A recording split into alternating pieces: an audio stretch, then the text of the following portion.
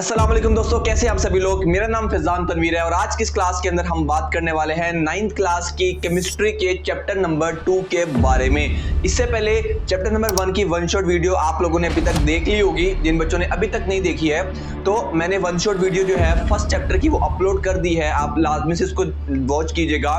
बहुत बड़ी वीडियो नहीं है, ठीक है। आप सिर्फ 1.5 से 2 घंटे के अंदर अंदर अपना पूरा चैप्टर जो है वो कंप्लीट कर सकते हैं, क्योंकि इस मैराथन सीरीज का और इस वन शॉट सीरीज का मकसद ही सिर्फ ये है कि आप लोग कम से कम टाइम में अपना जो सिलेबस है उसको कंप्लीट करो, क्योंकि जब तक बच्चे अपना सिलेबस कंप्लीट नहीं करेंगे ना वो रिवीजन की तरफ नहीं आ सकते। और आप में से बहुत सारे बच्चे ऐसे होंगे जिनका 30%, 40, 50, 60% तक सिलेबस जो है अभी तक कंप्लीट हुआ है स्कूल या अकेडमी के अंदर। सो जब तक आप सिलेबस जल्दी कंप्लीट नहीं करोगे तो आप कैसे प्रिपरेशन स्टार्ट कर सकते हो। तो इसी चीज का जो मोटिव है वो मैंने उठाया है और ये बेड़ा मैंने अपने सर पर लिया है कि मैं आप लोगों का जो सिलेबस है वो जल्द से जल्द केमिस्ट्री का कंप्लीट करने में हेल्प करूंगा। ना सिर्फ केमिस्ट्री बल्कि आगे आने वाले साइंसेस के सब्जेक्ट्स के ऊपर भी हम जो है वो इस तरह वन शॉट सीरीज लेकर आएंगे। तो स्टार्ट करते हैं। अपनी बुक आपने अपने पास रखनी है, साथ एक रजिस्टर रखना है जिस पे जो भी व्हाइट बोर्ड पे लिखूंगा वो आपके बेसिकली शॉर्ट नोट्स होंगे। उनको आप साथ साथ नोट्स बनाते जाओगे ताकि रिवीजन के अंदर पूरी बुक दोबारा पढ़ने की बजाय जब आप सिर्फ उन शॉर्ट नोट्स को पढ़ोगे तो आपको जो है वो पूरा टॉपिक जो है वो रिवाइज हो जाएगा। तो अल्टीमेटली आपके बोर्ड एग्जाम के अंदर जो है वो इस चीज से आपके आज तक के सबसे बेस्ट मार्क्स जो हैं वो आने वाले हैं। सो आप लोग क्या इसके लिए रेडी हो? ठीक है, तो रेडी हो, ठीक है। कमेंट सेक्शन में आप लिख सकते हो कि यस आई एम रेडी और हम स्टार्ट करते हैं। सो सबसे पहले हमारे पास इस चैप्टर के अंदर जो है जिसका नाम है हमारे पास स्ट्रक्चर ऑफ एटम्स। इस चैप्टर के अंदर बेसिकली हम लोगों ने एटम के बारे में पढ़ना है, एटम की थोड़ी सी हिस्ट्री पढ़नी है, एटम होता क्या है, ठीक है। फिर ये पढ़ना है कि किस किस तरह एटम के अंदर कौन कौन सी चीजें जो है वो शामिल होती हैं, किन किन चीजों से मिलकर जो है हमारा एटम बन रहा होता है। और एटम से रिलेटेड ईच एंड एवरीथिंग हम आज की इस वीडियो के अंदर देखने वाले हैं। So first of all what is an atom? तो एटम हमारे पास किसी भी चीज का सबसे छोटा यूनिट होता है। जैसे हमारी बॉडी होती है वो उसका सबसे छोटा यूनिट क्या होता है? सेल होता है। हमारी बॉडी किससे मिलकर बनी होती है? सेल से मिलकर बनी होती है। सेम ऐसे ही दुनिया की हर चीज, इवन के जो सेल होता है हमारा वो भी एटम से मिलकर बना होता है। मिलियंस, ट्रिलियंस एंड कॉड, मतलब काउंटिंग खत्म हो जाती है, इतने ज्यादा एटम जो हैं वो हमारी दुनिया में एग्जिस्ट कर रहे होते हैं। सो स्टार्टिंग में एटम इस तरह नहीं डिस्कस किया गया था। जब भी हम लोग एटम के बारे में पढ़ते हैं ना तो हम एक डायग्राम ड्रॉ करते हैं, ठीक है। वो डायग्राम हमारे पास कुछ इस तरह की होती है। हम ड्रॉ करते हैं कि हमारे पास एटम कुछ इस तरह का हमें दिखाया जाता है कि ये उसका न्यूक्लियस होता है, उसके गिर्द हमारे पास शेल्स होते हैं डिफरेंट, ठीक है। और शेल्स के अंदर क्या होते हैं? कुछ कुछ इलेक्ट्रॉन्स होते हैं।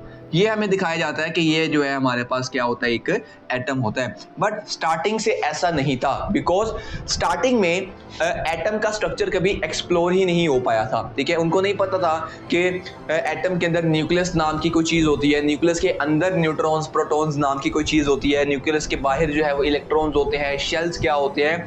ये चीज़ें with the passage of time अलग अलग एक्सपेरिमेंट्स करने के बाद, अलग अलग स्टडीज करने के बाद जो है वो डिस्कवर होती चली गई और इसमें अच्छा खासा टाइम जो है वो लगा। तो देखते हैं, सबसे पहले हमारे पास जो है वो हिस्ट्री आती है कि हिस्ट्री में एटम को क्या समझा जाता था। तो इस पर हम बात करते हैं। तो बहुत पहले, ठीक है, एंशिएंट ग्रीक फिलोसोफर थे जिसका नाम था डेमोक्रिटस, ठीक है जी। उनका क्या नाम था? डेमोक्रिटस, ठीक है। वो एक फिलोसोफर थे। उन्होंने ये सोचा कि एटम जो है ना, एटम जो है या पूरी दुनिया में जो चीज़ें मिलकर बनी हैं, पूरी दुनिया के अंदर जो भी प्रोडक्ट्स हैं, जो भी चीज़ें हैं, वो एक बहुत ही छोटे पार्टिकल से मिलकर बनी हैं जिसको तोड़ा नहीं जा सकता, ठीक है। उसने बोला कि जितनी भी चीज़ें हैं वो एक इनडिविजिबल पार्टिकल से मिलकर बनी है, ठीक है। इनडिविजिबल पार्टिकल से मिलकर बनी है और उस पार्टिकल को उसने नाम दिया किसका? एटॉमोस का। किसका नाम दिया?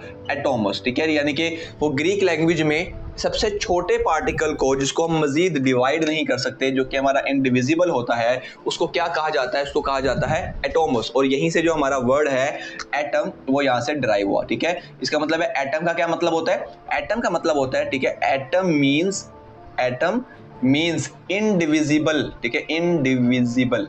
इनडिविजिबल का क्या मतलब हुआ, जैसे मेरे पास अगर एक बड़ी चीज़ है, ठीक है, जैसे मेरे पास ये है, इसको मैं डिवाइड कर दूंगा तो ये छोटी चीज़ में कन्वर्ट हो जाएगा, उसके बाद जो बाकी की छोटी चीज़ बचेगी उसको मैं तोड़ूंगा, ऐसे करता करता करता करता जो है वो डिवाइड होता जाएगा और एक ऐसी स्टेज आ जाएगी कि उसके बाद वो डिवाइड नहीं हो सकेगा। इसका मतलब है वो सबसे छोटा, सबसे बेसिक, सबसे फंडामेंटल पार्टिकल बन जाएगा।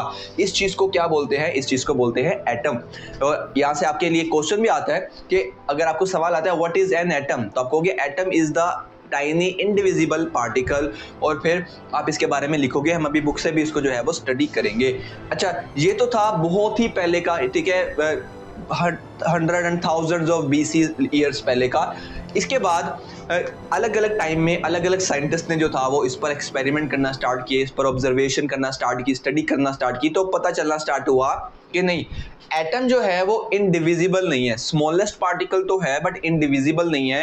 एटम को भी मजीद तोड़ा जा सकता है। एटम में से भी बहुत सारी चीज़ें, क्योंकि अब हम आज की डेट में देखते हैं तो हमें पता है कि एटम जो है, एटम को भी मजीद तोड़कर उसके अंदर इलेक्ट्रॉन्स, प्रोटॉन्स, न्यूट्रॉन्स, ठीक है, और भी बहुत सारी चीज़ें जो है वो निकाली जा चुकी हैं। So this is basically the history of atom, कि एटम जो है वो स्टार्टिंग में किस तरह देखा जाता था। अच्छा जी, इसके बाद जब ये स्टडीज थी, उसके बाद डाल्टन हमारे पास एक साइंटिस्ट थे जिन्होंने मजीद इस पर एक्सपेरिमेंट किए और अपनी एक थ्योरी पेश की एटम के अकॉर्डिंग, ठीक है। इन्होंने बोला कि जो एटम होते हैं ना, एटम एक स्मॉल पार्टिकल तो है, ठीक है जी, एटम जो है वो एक स्मॉल भी होता है, बट ये जो है ये एक सफेयर होता है। सफेयर का मतलब क्या होता है? सफेयर का मतलब होता है कि राउंड, ठीक है, इसका मतलब होता है कि जी ये क्या है, एक राउंड है। और इसलिए उन्होंने बोला कि वो हार्ड है, हार्ड भी है, हार्ड एंड डेंस। क्या है? हार्ड भी है और डेंस भी है। डेंस का मतलब होता है एक कि इसके अंदर भी जो है वो खाली जगह जो है वो मौजूद नहीं है, ठीक है। जिस तरह हमारी टेनिस बॉल होती है, ठीक है, टेनिस बॉल अंदर से क्या होती है? खाली होती है। बट अगर हम गोल्फ बॉल की बात करते हैं तो वो अंदर से पूरी फिल होती है। जब हम हार्ड बॉल की बात करते हैं तो अंदर से फिल होती है। तो इन्होंने बोला कि जो एटम है, एटम एक छोटा न्यूक्लियस है, बट ये बहुत ज्यादा क्या है? डेंस है और हार्ड है। और इन्होंने ये बोला कि जो सेम एटम्स होते हैं, ठीक है जी, सेम एटम जो होते हैं वो मिलकर जो है वो सेम एटम जो होते हैं आर अलाइक, वो एक जैसे होते हैं, यानी कि एक एलिमेंट के जितने एटम्स होंगे वो एक जैसे जो है वो कंसीडर होंगे।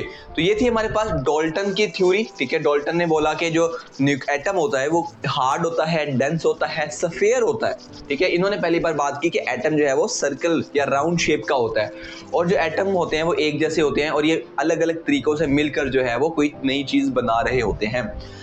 ये थी हमारे पास डाल्टन थ्योरी। अब डाल्टन थ्योरी के बाद, ठीक है, अब साइंटिस्ट को एक प्रॉपर एक वजह मिल गई एटम के बारे में मजीद रिसर्च करने की, ठीक है। तो डाल्टन थ्योरी के बाद अलग अलग टाइम में अलग अलग साइंटिस्ट आए जिन्होंने अलग अलग चीज़ों के बारे में बताया, ठीक है, एटम के बारे में अलग अलग डिस्कवरीज की। तो अब यहाँ पे हमारे पास जो नेक्स्ट चीज़ आती है वो है, यहाँ पर अलग अलग साइंटिस्ट ने अलग अलग चीज़ों को एक्सप्लोर किया, ठीक है। लाइक जो इलेक्ट्रॉन्स थे, ठीक है जी, इलेक्ट्रॉन सबसे पहले जो थे वो किस साइंटिस्ट ने डिस्कवर किए थे? इलेक्ट्रॉन डिस्कवर किए थे हमारे पास एक साइंटिस्ट है जिनका नाम था जे थॉमसन, ठीक है जी। जे थॉमसन ने जो था वो क्या डिस्कवर किए थे? इलेक्ट्रॉन डिस्कवर किए हुए थे। कब डिस्कवर किए थे? 1897 के अंदर। इसी तरह हमारे पास दूसरे एक साइंटिस्ट है, ठीक है, जिन्होंने प्रोटॉन्स को डिस्कवर किया, ठीक है, प्रोटॉन्स को डिस्कवर किया। और इन साइंटिस्ट का क्या नेम है हमारे पास? इन साइंटिस्ट का नेम है हमारे पास गोल्डस्टीन, ठीक है जी। गोल्डस्टीन जो थे उन्होंने क्या डिस्कवर किया? उन्होंने डिस्कवर किए प्रोटॉन्स। और कब डिस्कवर किए? उन्होंने डिस्कवर किए 1886 के अंदर। तो इस तरह जो थे वो डाल्टन थ्योरी के बाद लोगों ने, साइंटिस्ट ने जो था वो प्रॉपर इस पर रिसर्च करना स्टार्ट की, इलेक्ट्रॉन, एटम का स्ट्रक्चर जो है वो डिस्कवर करना स्टार्ट किया। इसके बाद हमारे पास एक और साइंटिस्ट आते हैं जिन्होंने अपनी एक थ्योरी पेश की जिसका नाम था प्लम पुडिंग थ्योरी। अब प्लम पुडिंग थ्योरी क्या कहती है? तो प्लम पुडिंग थ्योरी बेसिकली जो था वो जे थॉमसन ने दी थी, ठीक है। जे थॉमसन ने जो था वो कौन सी थ्योरी दी थी? प्लम पुडिंग थ्योरी, ठीक है। प्लम पुडिंग थ्योरी क्या है? बेसिकली प्लम पुडिंग थ्योरी के मुताबिक ये था कि एटम जो होता है ना वो एक राउंड शेप का होता है, बिल्कुल ऐसे, यानी कि जिस तरह मैंने ये डायग्राम ड्रॉ की हुई है, इस डायग्राम से आपको समझ आ जाएगी, बट मैं ये इसके अंदर वाली जो है ये कंडीशन ये रेस कर देता हूँ, ठीक है। प्लम पुडिंग थ्योरी के मुताबिक एटम जो है वो एक पॉजिटिव एक बड़ा सा पॉजिटिव स्ट्रक्चर होता है, यानी कि जो पूरा एटम है वो राउंड शेप का तो है डाल्टन थ्योरी के मुताबिक, बट ये जो है ये पॉजिटिव होता है, ठीक है। इसके ये बड़ा सा एक क्या होता है, पॉजिटिव चार्ज होता है, और इसके ऊपर छोटे छोटे नेगेटिव चार्जेस जो है वो अटैच होते हैं, ठीक है। छोटे छोटे इसके ऊपर क्या होते हैं, नेगेटिव चार्जेस अटैच हुए होते हैं, बिल्कुल वैसे ही जैसे प्लम पुडिंग, ठीक है। पुडिंग मतलब केक, प्लम मतलब उसके ऊपर हम जो अपने ड्राई फ्रूट्स रखते हैं, सेम ऐसे ही कि बड़ा सा पॉजिटिव स्ट्रक्चर है और उसके ऊपर छोटे छोटे क्या है, नेगेटिव स्ट्रक्चर जो है वो नेगेटिव पार्टिकल जो है उसके ऊपर स्टक हुए हैं, ठीक है, उसके ऊपर जुड़े हुए हैं, ठीक है। तो इसको हम बोलते हैं प्लम पुडिंग थ्योरी। तो प्लम पुडिंग थ्योरी एक आपका इंपॉर्टेंट शॉर्ट क्वेश्चन है, इसको आप लोगों ने जो है वो अच्छी तरह माइंड में रखना है। तो प्लम पुडिंग थ्योरी में क्या था कि एटम जो है वो एक बड़ा सा न्यूक्लियस टाइप का है, उसके अंदर पॉजिटिव चार्ज है और उसके ऊपर छोटे छोटे क्या है, नेगेटिव चार्जेस जो है वो स्टक हुए हुए हैं। ये हमारे पास प्लम पुडिंग थ्योरी। ऑब्वियसली बाद में जाके साइंटिस्ट ने जब एक्सपेरिमेंट किए तो उनको पता चला नहीं, प्लम पुडिंग थ्योरी जो है वो रॉन्ग है, क्योंकि एटम हमारा इस तरह तो नहीं दिखता, ठीक है, ऐसा नहीं होता। सो बाद में जाकर पता चला कि ये जो थ्योरी थी ये हमारे पास जो थी वो गलत साबित हुई।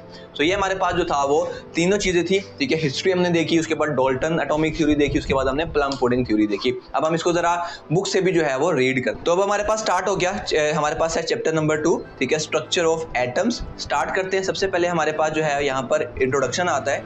एंशिएंट ग्रीक फिलोसोफर जिसका क्या नाम था, डेमोक्रिटस, ठीक है, उसने क्या बताया, उसने बोला मैटर जो होता है ना वो छोटे छोटे इनडिविजिबल पार्टिकल से मिलकर बना होता है, जिसको क्या बोलते हैं, एटम बोलते हैं। और ये जो वर्ड था ये लैटिन में क्या बोलते हैं, इसको एटोमस, जिसका क्या मतलब होता है, इनडिविजिबल।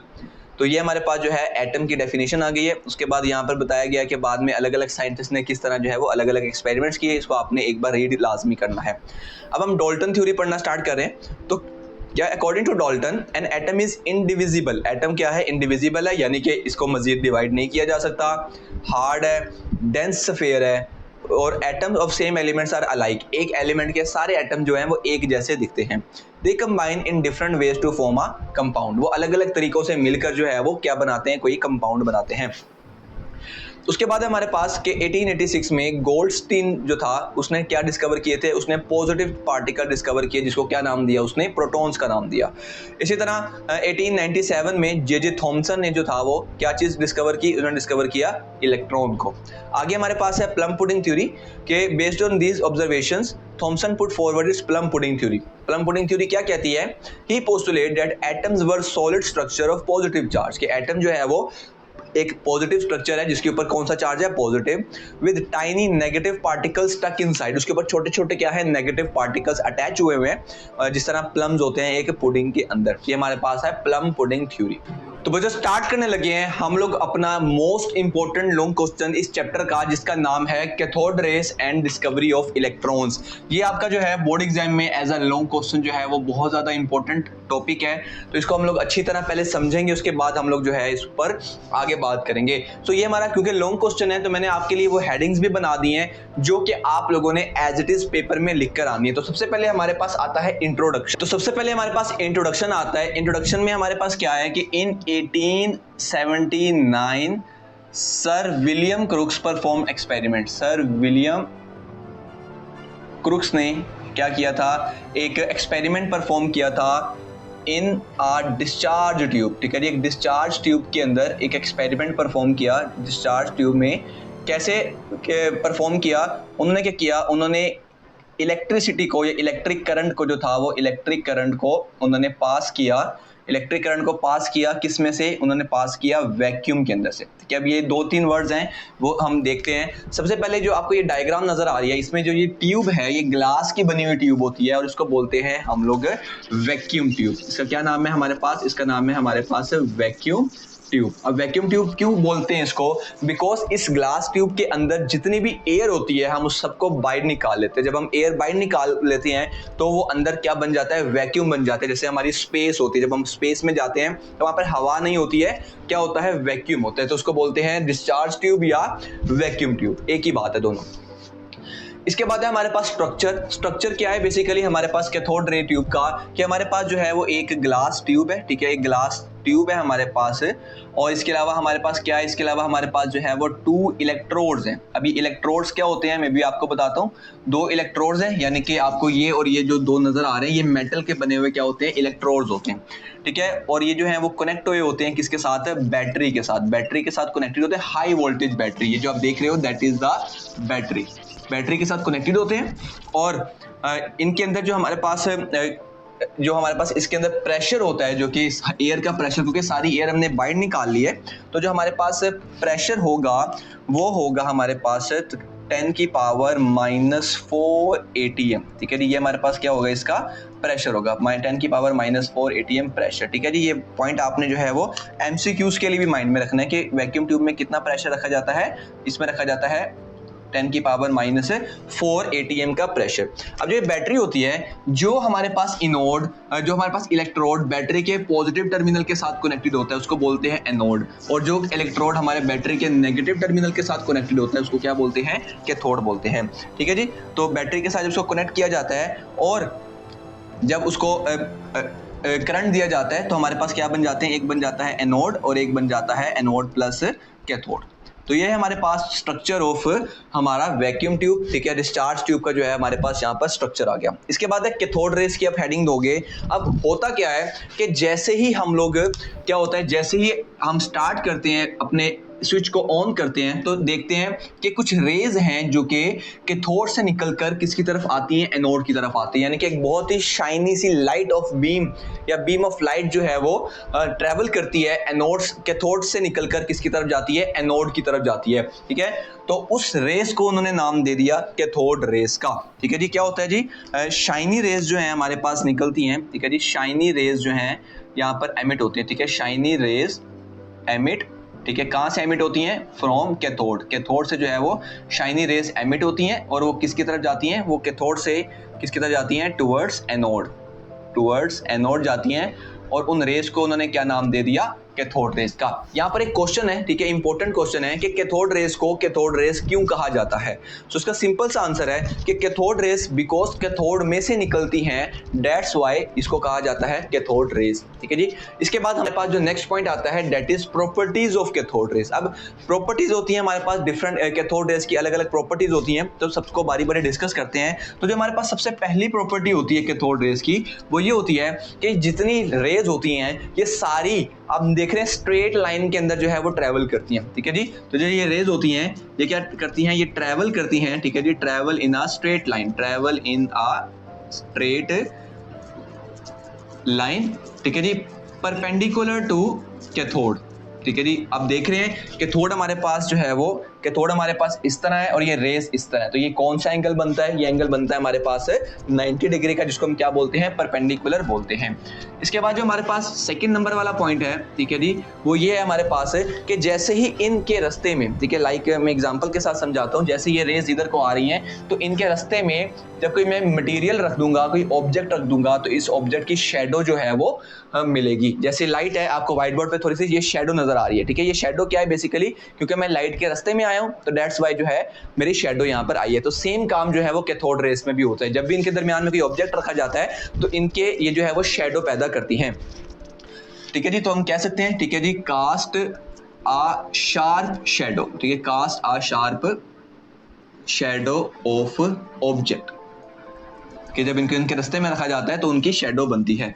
थर्ड नंबर वाला पॉइंट ये है, अब देखिए जी, क्योंकि ये जो कैथोड रेज हैं, ठीक है, अब ये क्योंकि इलेक्ट्रिक फील्ड है तो जब इनको चलाया गया तो ये जो रेज थी वो किसकी तरफ जा रही थी, एनोड की तरफ जा रही थी। अब एनोड हमारा क्या होता है, पॉजिटिव होता है। सो कोई चीज पॉजिटिव के पास कब आएगी, ठीक है, कोई चीज, एक चीज है मेरे पास पॉजिटिव, ठीक है, एक दूसरी चीज है जो कि इसकी तरफ अट्रैक्ट हो रही है, इसका मतलब है वो खुद वो चीज क्या होगी, ठीक है, खुद वो चीज जो है वो क्या होगी, ऑब्वियसली बात है खुद वो चीज क्या होगी, नेगेटिव होगी, क्योंकि नेगेटिव ही जो है वो पॉजिटिव की तरफ अट्रैक्ट होता है। तो इन्होंने जब देखा, ठीक है, डिफ्लेक्शन देखी, ठीक है जी, deflection proof these are negative charge, ठीक है, डिफ्लेक्शन ने ये प्रूव किया कि जो ये कैथोड रेज हैं ये इनके ऊपर कौन सा चार्ज है, इनके ऊपर है नेगेटिव चार्ज, इसके बाद नंबर 4 वाला हमारे पास जो प्रॉपर्टी आती है इसकी, वो है कि जब ये किसी ऑब्जेक्ट पे आती है ना, गिरती हैं, तो उस ऑब्जेक्ट का टेम्परेचर बहुत ज़्यादा हो जाता है। जैसे हमारे पास कुछ लेज़र होती है ना, जब हम लेज़र को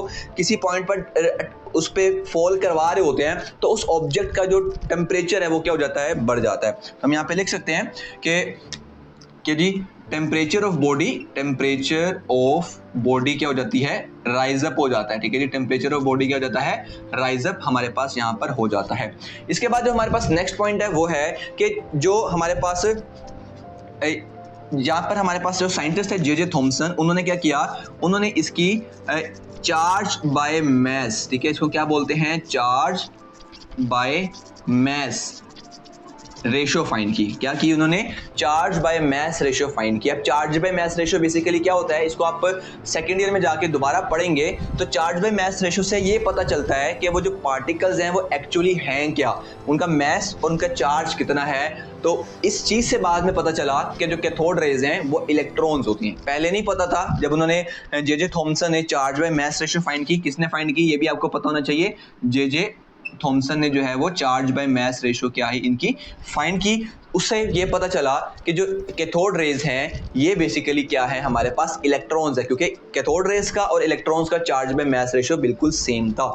इसके बाद हमारे पास जो 6 नंबर वाला पॉइंट है वो ये है कि लाइट प्रोड्यूस होती है। ठीक है जी, लाइट इज प्रोड्यूस, लाइट कब प्रोड्यूस होती है, जब ये कैथोड रेज जो हैं ये इस हमारे पास जो ये वॉल है इसकी डिस्चार्ज ट्यूब की, इसके ऊपर आके हिट करती हैं। ठीक है जी, तो मैं कह सकता हूँ कि लाइट जो है वो प्रोड्यूस होती है when fall on wall of discharge tube. ठीक है जी, कि जब डिस्चार्ज ट्यूब के वॉल के साथ आकर जो है वो टकराते हैं, ठीक है जी, तो क्या होती है, लाइट पैदा होती है। इसके बाद हमारे पास जो नंबर 7 वाला पॉइंट है वो ये है हमारे पास कि जब हमने देख लिया कि लाइट तो पैदा होती है, ओके ठीक है। अब यहाँ पर क्या होता है, बेसिकली यहाँ पर जो हमारे पास अंदर ये जो हमारे पास डिस्चार्ज ट्यूब है ना, यहाँ पर होती है गैस, यहाँ पर क्या होती है, एक गैस होती है। तो क्या हुआ, उन्होंने ये चेक किया कि उन्होंने बार बार ना गैस को चेंज करके देखा। तो उन्होंने देखा कि जिस टाइम जो मर्जी गैस हम यहाँ पर यूज़ करें तब भी क्या होगा, तब भी यहाँ से जो है वो सेम टाइप की कैथोड रेज जो है वो निकलेंगी। ठीक है, तो मैं कह सकता हूँ कि जो कैथोड रेज हैं, ठीक है जी, कैथोड रेज जो हैं वो क्या है, इंडिपेंडेंट है। कैथोड रेज इंडिपेंडेंट है, किससे, इंडिपेंडेंट फ्रॉम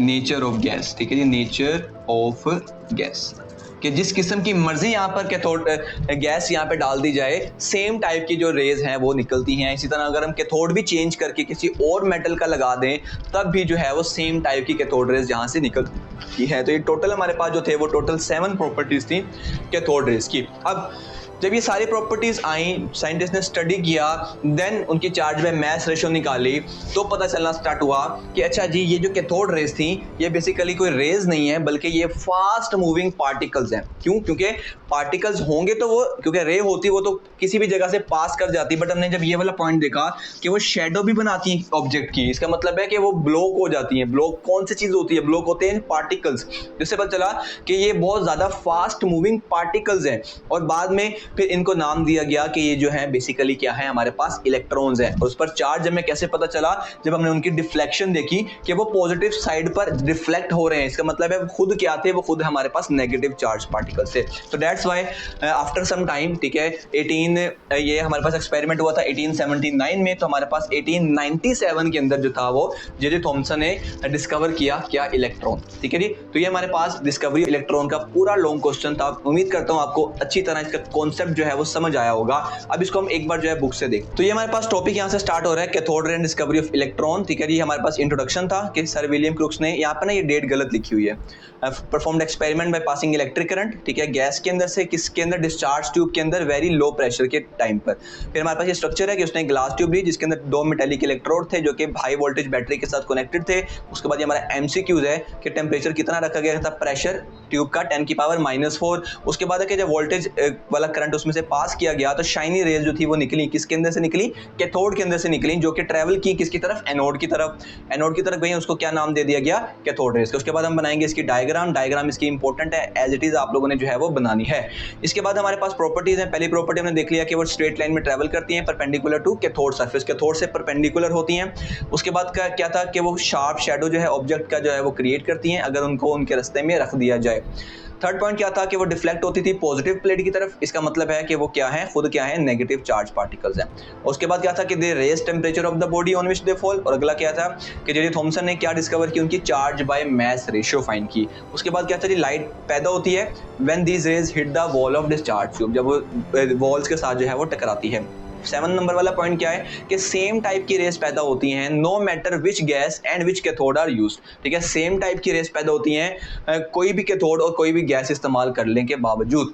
इसके बाद हमारे पास लास्ट पे जो है बस वो ये बताया गया, इलेक्ट्रॉन्स के बारे में जिक्र किया गया है कि इलेक्ट्रॉन्स क्या है, क्योंकि ये जो पार्टिकल्स हैं उससे ये पता चलता है कि जो ये नेचर है कैथोड रेस की वो इंडिपेंडेंट है नेचर ऑफ गैस से, ठीक है, यानी कि गैस जो मर्जी यूज करें सेम टाइप की कैथोड रेस पैदा होती हैं। और क्योंकि ये शैडो क्रिएट करती हैं तो इससे ये मतलब निकलता है कि जो ये पार्टिकल्स हैं ये कैथोड रेस असल में रेज नहीं है बल्कि क्या है, ये फास्ट मूविंग मटेरियल पार्टिकल्स हैं, यानी कि फास्ट मूविंग पार्टिकल्स हैं जिनको बाद में क्या नाम दिया गया, इलेक्ट्रॉन्स का नाम दिया गया। तो ये हमारे पास जो था हमारा लॉन्ग क्वेश्चन यहाँ पर कंप्लीट हुआ। नाउ बच्चों we are starting our next topic जो कि सेम पिछले टॉपिक जैसा ही है। पिछले टॉपिक में डिस्कवरी ऑफ इलेक्ट्रॉन पढ़ा था, अब हमारे पास है डिस्कवरी ऑफ प्रोटॉन। ये भी हमारे पास बोर्ड में एज अ लॉन्ग क्वेश्चन ही कंसीडर किया जाता है, तो इसको आप लोगों ने जो है एज अ लॉन्ग मार्क करना है। अब इसके अंदर हमारे पास जो है वो थोड़ा सा डिफरेंट काम होता है, मेजॉरिटी चीजें सेम है, यानी कि हमारे पास डिस्चार्ज ट्यूब बिल्कुल सेम है, हमारे पास एनोड है, कैथोड है, बैटरी लगी हुई है, वैक्यूम क्रिएट किया हुआ है हमने, बट फर्क यहाँ पर हमारे पास ये आता है कि हमारे पास यहाँ पर जो कैथोड यूज किया गया है दैट इज परफोरेटेड कैथोड।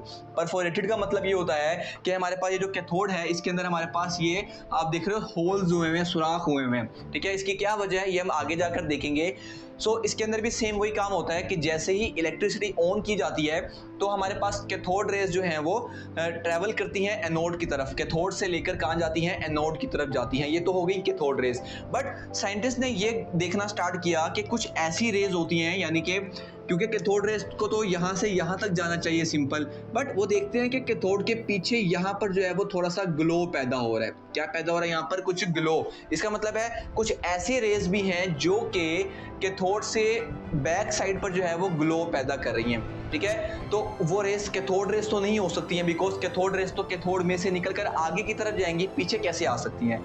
उन्होंने फिर इसके बारे में स्टडी करना स्टार्ट किया, फिर उन्होंने अंदर डिफरेंट गैसेस को चेंज करके देखा। जैसे मैंने आपको बताया था कि अंदर जो है हमारे पास कैथोड रे के अंदर डिस्चार्ज ट्यूब के अंदर जो है वो गैसेस यूज की जाती हैं। अब उसमें जो सबसे ज्यादा कॉमन गैस यूज की जाती है अंदर, उसको हम बोलते हैं दैट इज हाइड्रोजन गैस, ठीक है। वो कौन सी गैस होती है, वो होती है हमारे पास हाइड्रोजन गैस मेजॉरिटी यूज की जाती है। उसके बाद साइंटिस्ट ने एक्सपेरिमेंट्स करना स्टार्ट किए, तो उन्होंने देखा कि उन्होंने फिर एक नई डिस्चार्ज ट्यूब बनाई, उसके अंदर उन्होंने कैथोड कौन सा यूज किया, परफोरेटेड कैथोड यूज किया।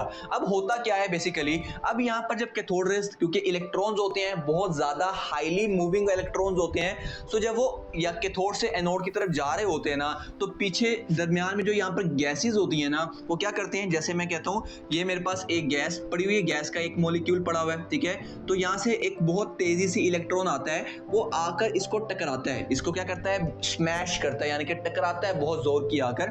उससे होता क्या है, उससे ये जो गैस है, जैसे कि ये मेरे पास कौन सी गैस है, मैं कहता हूँ ये मेरे पास जो है वो हाइड्रोजन गैस है। हाइड्रोजन मतलब हाइड्रोजन है, उसके पास एक इलेक्ट्रॉन होगा, तो ये आकर उसका एक इलेक्ट्रॉन क्या करता है, यहाँ से निकाल कर बाहर निकाल देता है। अब हमारे पास जो H है, हाइड्रोजन है, अब उस पर क्या चार्ज आ गया, पॉजिटिव चार्ज आ गया, यानी कि इसके ऊपर टोटल कौन सा चार्ज आ गया, पॉजिटिव। और आपको पता है पॉजिटिव चार्ज जब बनता है तो वो किसकी तरफ अट्रैक्ट होता है, वो होता है नेगेटिव की तरफ। इस वजह से जो ये पॉजिटिव चार्ज है वो किसकी तरफ मूव करेगा, अब कैथोड की तरफ मूव करेगा। और क्योंकि कैथोड में हमने ये सुराख किए हुए हैं, परफोरेटेड कैथोड है, तो दैट्स वाई जो पॉजिटिव चार्ज है वो कैथोड के अंदर से होकर किसकी तरफ चले जाएंगे, इस वॉल पर आकर टकराना शुरू कर देंगे, ठीक है जी। तो ये बेसिकली सारा सिनेरियो होता है। फिर उन्होंने इस रेस को कैथोड रेस, और कैथोड रेस तो हमें पता है क्योंकि वो कैथोड में से निकलती है, इसलिए कैथोड रेस का नाम देते हैं, बट इनको उन्होंने एनोड रेस का नाम नहीं दिया। क्यों, सिंपल सी वजह है क्योंकि ये जो रेज हैं ये एनोड में से नहीं निकली हैं, बल्कि ये तो जो दरमियान में गैस मौजूद थी, गैस को जब आयोनाइज किया गया उसमें से इलेक्ट्रॉन निकला, उस पर चार्ज आ गया, उसकी वजह से पैदा हुआ है, तो इसलिए इनको नाम दिया गया हमारे पास न्यू कैनाल रेज का। ठीक है जी, तो हम अब इसके इंट्रोडक्शन पे जाते हैं। तो इंट्रोडक्शन हमारे पास यही है कि साइंटिस्ट ने जो था वो ये देखना स्टार्ट किया कि जो हमारे पास जो है वो कि इन एडिशन जो है, एडिशन टू कैथोड रेज, ठीक है जी,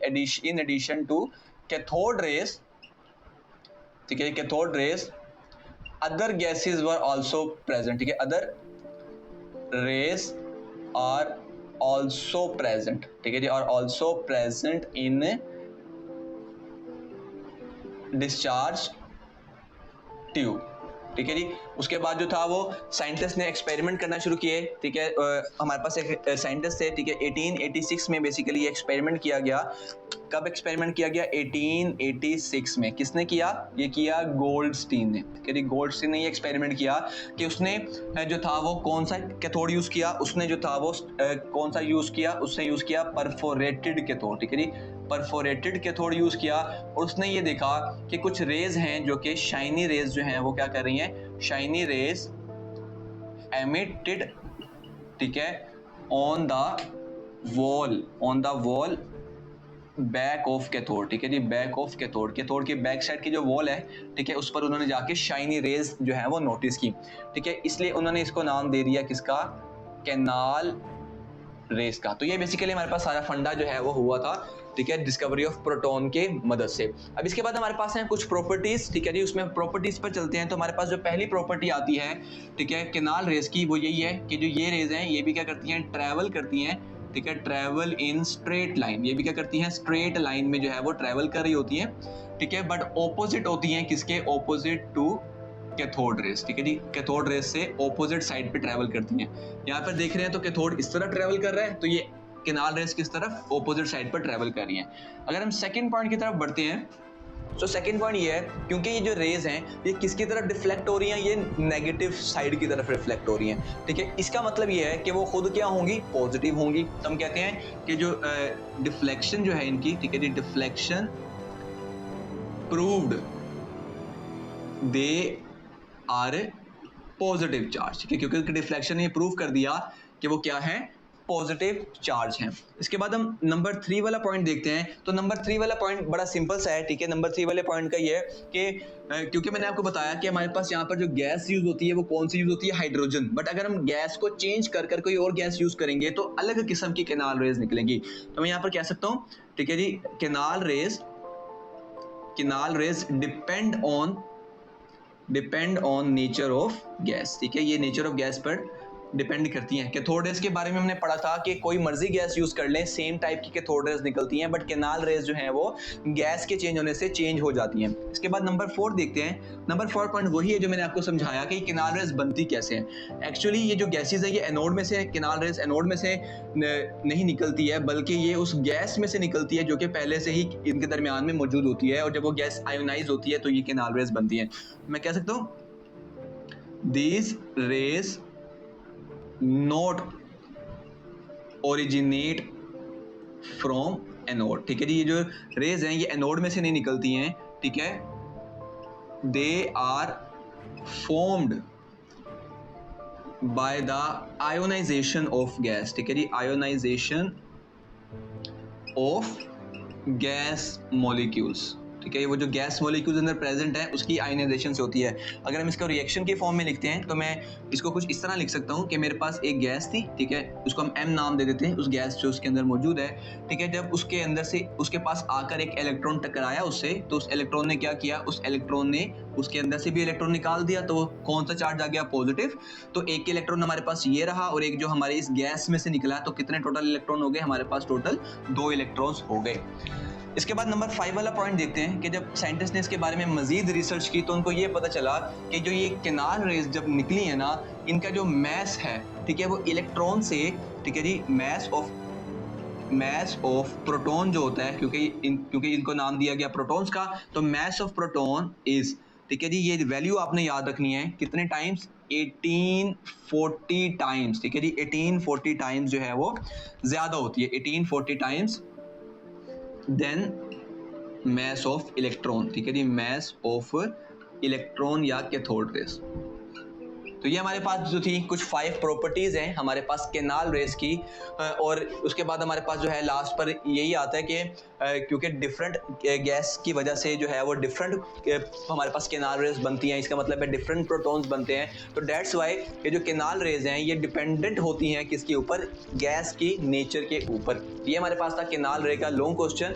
उम्मीद करता हूँ आपको सारे पॉइंट्स जो हैं यहाँ पर क्लियर हुए होंगे, कॉन्सेप्ट आपका क्लियर हुआ होगा। अब हम जल्दी से इसको अपनी जो है वो बुक से देखते हैं। तो हमारे पास सबसे पहले यहाँ पर आ गया डिस्कवरी ऑफ, ठीक है जी, जस्ट वेट अ सेकंड। हमारे पास जो है वो पहला पॉइंट क्या है, डिस्कवरी ऑफ प्रोटॉन।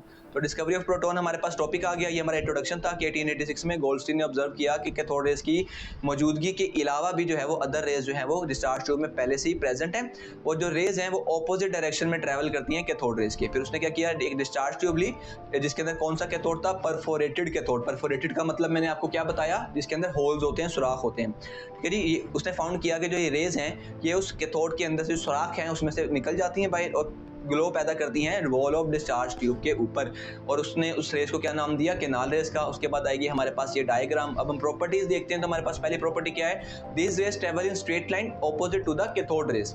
आगे सेकंड नंबर वाला पॉइंट हमारे पास क्या आ रहा है यहाँ पर, ठीक है जी, कि their deflection in magnetic electric and magnetic field prove that these are positive charge, क्योंकि वो नेगेटिव की तरफ अट्रैक्ट हो रही थी, इसका मतलब है वो खुद क्या है, पॉजिटिव चार्ज रखती हैं। थर्ड पॉइंट क्या है कि जो नेचर है केनाल रेस की वो डिपेंड करती है गैस की नेचर के ऊपर। और नंबर 4 वाला पॉइंट क्या है कि these rays do not originate from anode, ये एनोड में से नहीं निकलती हैं, बल्कि दीज रेस प्रोड्यूस ये तब पैदा होती हैं जब कैथोड रेस या इलेक्ट्रॉन कोलाइड करते हैं, टकराते हैं किससे, गैस मॉलिक्यूल से, जो कि डिस्चार्ज ट्यूब में पहले से प्रेजेंट होती है, और उसको क्या कर देते हैं, आयोनाइज कर देते हैं, जैसे मैंने आपको ये रिएक्शन करके बताया।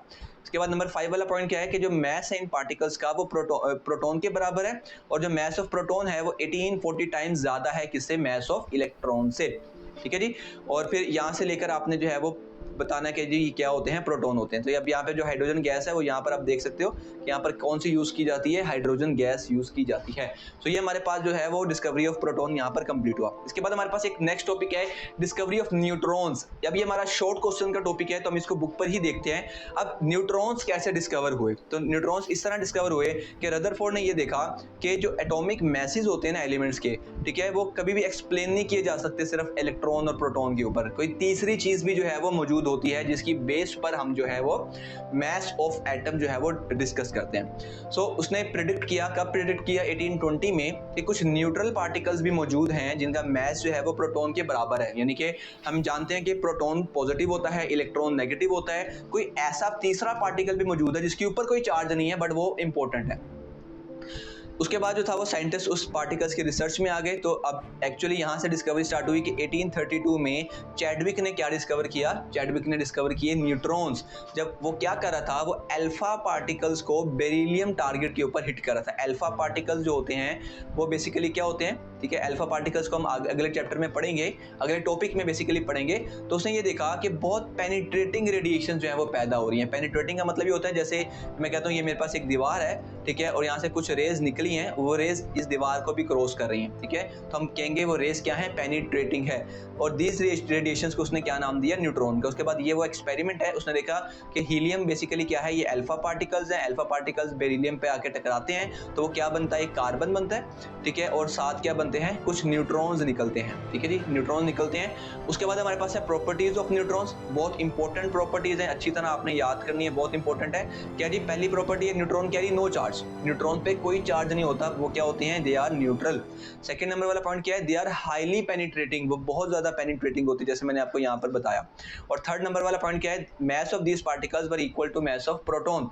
न्यूट्रॉन्स का जो मैस होता है, न्यूट्रॉन का मैस जो है वो इक्वल होता है किसके, मैस ऑफ प्रोटॉन के, ठीक है जी। तो ये हमारे पास जो था वो टॉपिक यहाँ पर कंप्लीट हुआ, ठीक है। अब हमारा जो नेक्स्ट टॉपिक है वो बड़ा ही एक इंपॉर्टेंट आपका लॉन्ग क्वेश्चन स्टार्ट होने वाला है, अब इसको स्टडी करते हैं। तो बच्चों बढ़ते हैं अपने नेक्स्ट मोस्ट इंपॉर्टेंट टॉपिक की तरफ, जो कि बोर्ड एग्जाम की सबसे ज्यादा फेवरेट क्वेश्चंस में से एक है एग्जामिनर के लिए, अगर वो चैप्टर नंबर 2 में से आपको लॉन्ग क्वेश्चन देता है, जो कि है हमारे पास रदरफोर्ड एटॉमिक मॉडल, ठीक है जी। रदरफोर्ड एटॉमिक मॉडल क्या है बेसिकली, अब जैसे हमने स्टार्टिंग में पढ़ा था कि साइंटिस्ट ने जो था या फिलोसफर्स ने या साइंटिस्ट ने एटम के बारे में जो था वो कुछ बताया, डाल्टन ने बताया, डेमोक्रिटस ने बताया, ठीक है। उसके बाद साइंटिस्ट ने एक्सपेरिमेंट करना शुरू कर दिए कि देखने के लिए कि एटम का स्ट्रक्चर किस तरीके का दिखता है। तो उन्हीं में से एक साइंटिस्ट है रदरफोर्ड एटॉमिक मॉडल, ठीक है, नोबेल प्राइज विनर साइंटिस्ट है अपने काम की वजह से। सो रदरफोर्ड एटॉमिक मॉडल जो है अब हम उसको पढ़ने लगे हैं, ये क्योंकि बोर्ड में एज अ लॉन्ग क्वेश्चन आता है और बड़ा इंपॉर्टेंट ही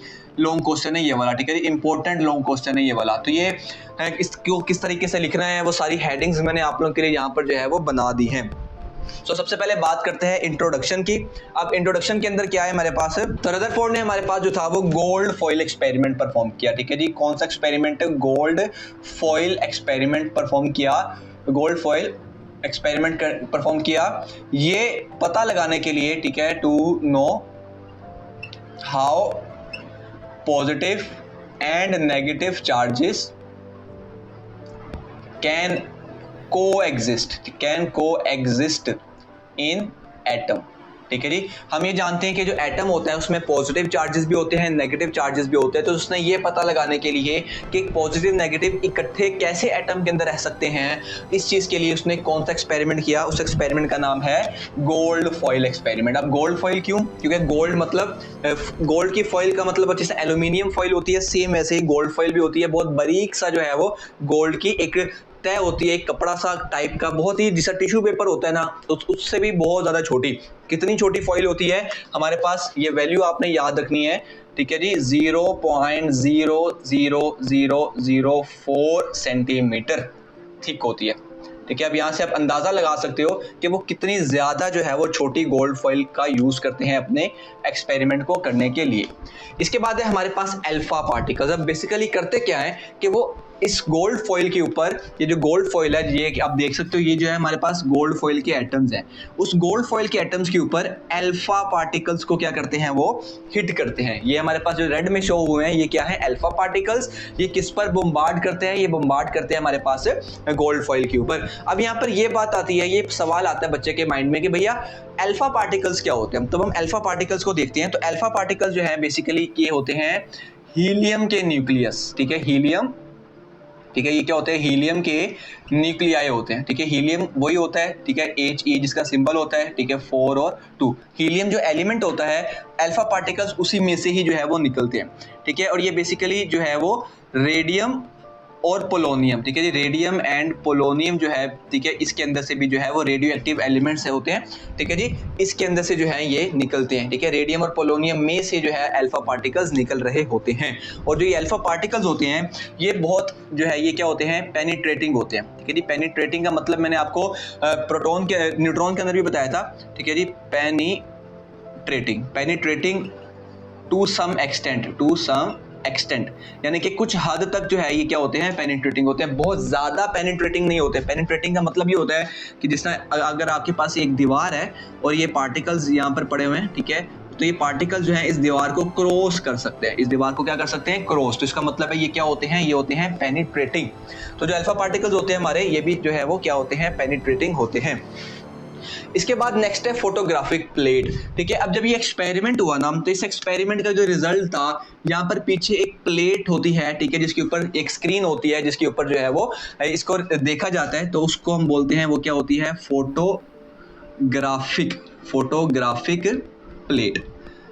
तो फोटोग्राफिक प्लेट भी कोई सिंपल प्लेट नहीं होती है, बल्कि ये जो है वो काफ़ी ज़्यादा स्पेशल होती है, ठीक है। जो फोटोग्राफिक प्लेट होती है ना, ये होती है कोटेड विद जिंक सल्फाइड, ठीक है जी। जिंक सल्फाइड से जो है इसको कोट किया जाता है, ताकि इसका जो अल्फा पार्टिकल जब इनको टकरा कर इसके अंदर से गुजरेंगे तो ये सारे स्क्रीन के ऊपर आ जाएंगे और हमें स्क्रीन पर स्पॉट्स नजर आ जाएंगे कि अच्छा जी यहाँ पर जो है वो अल्फा पार्टिकल्स आकर क्या किए हैं? टकराए हैं। इसके बाद है हमारे पास ऑब्जर्वेशन। अच्छा, इसके बाद वैसे आपने डायग्राम बनानी है, डायग्राम के बाद हमने करनी है ऑब्जर्वेशन। अब ऑब्जर्वेशन के अंदर वो क्या देखते हैं, ठीक है, जब वो ये एक्सपेरिमेंट कर चुके होते हैं तो वो ये देखते हैं कि तमाम पार्टिकल्स, ठीक है जी, ऑलमोस्ट पार्टिकल्स, ठीक है, ऑलमोस्ट ऑल पार्टिकल्स जो हैं वो पार्टिकल्स पास्ड, ठीक है, अनडिफ्लेक्टेड, ठीक है जी। काफी ज्यादा जो पार्टिकल्स होते हैं वो बगैर टकराए गुजर जाता है। यहाँ पे वो एरोस देख रहे हो, ज्यादातर पार्टिकल्स क्या हुए हैं? बगैर टकराए जो है वो इस गोल्ड फॉइल के अंदर से जो है वो पास हो चुके हैं, ठीक है। उसके बाद है कि 20,000 पार्टिकल्स में से, ठीक है जी, आउट ऑफ 20,000 पार्टिकल्स फ्यू जो है वो फ्यू डिफ्लेक्टेड एंड रे बाउंस। ठीक है जी, बहुत कम ऐसे थे 20,000 पार्टिकल्स में, बहुत कम ऐसे थे जो कि टकरा कर किसी एंगल पर डिफ्लेक्ट करके, डिफ्लेक्ट का मतलब होता है अपना रास्ता उन्होंने क्या कर लिया, चेंज कर लिया, और बहुत ही कम ऐसे थे जो कि वापस टकरा कर बाउंस बैक हो गए, वापस टकरा कर जो है वो वापस आ गए। तो ये हमारे पास जो थी कुछ ऑब्जर्वेशन थी इसके अंदर। अब हमारे पास जो है इसके रिजल्ट्स आते हैं कि रिजल्ट्स बेसिकली क्या है हमारे पास, कि ये जो हमारे पास ये जो एक्सपेरिमेंट किया गया रदरफोर्ड की जानिब से, ठीक है, उसके क्या क्या उसने रिजल्ट जो थे वो देखे। तो अब हम यहाँ पे देखते हैं पहला रिजल्ट क्या है हमारे पास, ठीक है, क्योंकि बहुत सारे पार्टिकल्स, मैक्सिमम पार्टिकल्स जो थे वो इस गोल्ड फॉइल के अंदर से गुजर गए थे। इसका मतलब क्या, हम क्या कह सकते हैं कि मेजॉरिटी ऑफ जो हमारे पास, मेजॉरिटी ऑफ जो हमारे पास वॉल्यूम होता है, ठीक है, वॉल्यूम होता है, वॉल्यूम ऑफ एटम, वो हमारे पास क्या होता है, majority of volume of atom is empty, क्योंकि मेजॉरिटी पार्टिकल जो थे वो गुजर चुके थे। इसका मतलब क्या हुआ कि मेजॉरिटी जो वॉल्यूम है इस एटम का, जो साइज है, ठीक है, वो ज्यादातर क्या है, एम्प्टी है। कुछ पार्टिकल्स जो थे जो कि डिफ्लेक्ट हुए, इससे ये पता चलता है कि जो एटम है उसके सेंटर में, एटम के सेंटर में कोई पॉजिटिव चार्जेस मौजूद है। ठीक है, तो हम कह सकते हैं सेंटर ऑफ पॉजिटिव चार्ज जो है वो प्रेजेंट है। ठीक है जी, जिसको हम क्या नाम देते हैं, न्यूक्लियस का नाम देते हैं। क्योंकि कुछ पार्टिकल्स है जो कि डिफ्लेक्ट हुए, इसका मतलब ये है कि दरमियान में देखो हमारे पास अल्फा पार्टिकल्स भी पॉजिटिव है और न्यूक्लियस भी क्या है हमारा, पॉजिटिव है। तो जब पॉजिटिव और पॉजिटिव आपस में टकराएंगे तो आपको पता है वो रिपेल हो जाती है एक दूसरे से। तो इसका मतलब ये है कि एटम के सेंटर में जो है वो क्या है, हमारे पास पॉजिटिव चार्ज है, जिसको हम क्या बोलते हैं, न्यूक्लियस। अगर हम थर्ड की बात करते हैं तो थर्ड, क्योंकि कुछ पार्टिकल्स है जो कि बिल्कुल रे बाउंस हो गए, बाउंस बैक हो गए। इसका मतलब ये है कि जो हमारा न्यूक्लियस है ना, न्यूक्लियस जो सेंटर वाला पॉजिटिव पार्टिकल है, is very dense and hard. वो क्या है, डेंस भी है, डेंस एंड हार्ड है। क्योंकि जिस तरह दीवार है, दीवार पर हम कोई बॉल फेंकते हैं तो बॉल वापस आ जाती है, क्योंकि दीवार बहुत ज्यादा हार्ड होती है। सेम न्यूक्लियस के केस में भी है कि न्यूक्लियस बहुत ज्यादा जो है वो हार्ड है, दैट्स वाई कुछ पार्टिकल जो थे वो क्या हो चुके थे, वापस बाउंस बैक हो गए। इसके बाद नंबर 4 की हम बात करते हैं, क्योंकि बहुत कम ऐसे पार्टिकल्स है जो कि डिफ्लेक्ट किए। ठीक है, इसका मतलब ये है कि न्यूक्लियस इज वेरी, जो साइज है न्यूक्लियस का इज वेरी स्मॉल। ठीक है, is very small as compared to the total atom, के पूरा एटम बहुत बड़ा है बट उसके साइज के हिसाब से न्यूक्लियस बहुत ज़्यादा छोटा है, क्योंकि बहुत कम पार्टिकल्स है जो उस तक पहुंच पाए, क्योंकि ज़्यादातर जो है वो न्यूक्लियस का साइज बहुत छोटा है, एटम का साइज बहुत बड़ा होता है। ठीक है, nucleus is very small as compared to atom size. ठीक है जी, नंबर 5 वाले पॉइंट की अगर हम बात करते हैं तो यहाँ पर हमने इसके अंदर सबसे पहली बात हमने ये देखा कि जो इलेक्ट्रॉन्स है ना, इस केस के अंदर कि जो इलेक्ट्रॉन्स हैं वो एटम के न्यूक्लियस के अंदर नहीं होते बल्कि न्यूक्लियस के बाहर होते हैं। हम कह सकते हैं कि जो इलेक्ट्रॉन्स हैं, ठीक है जी, electrons revolve around the nucleus, अब आपके माइंड में होगा कि ये कैसे पता चला।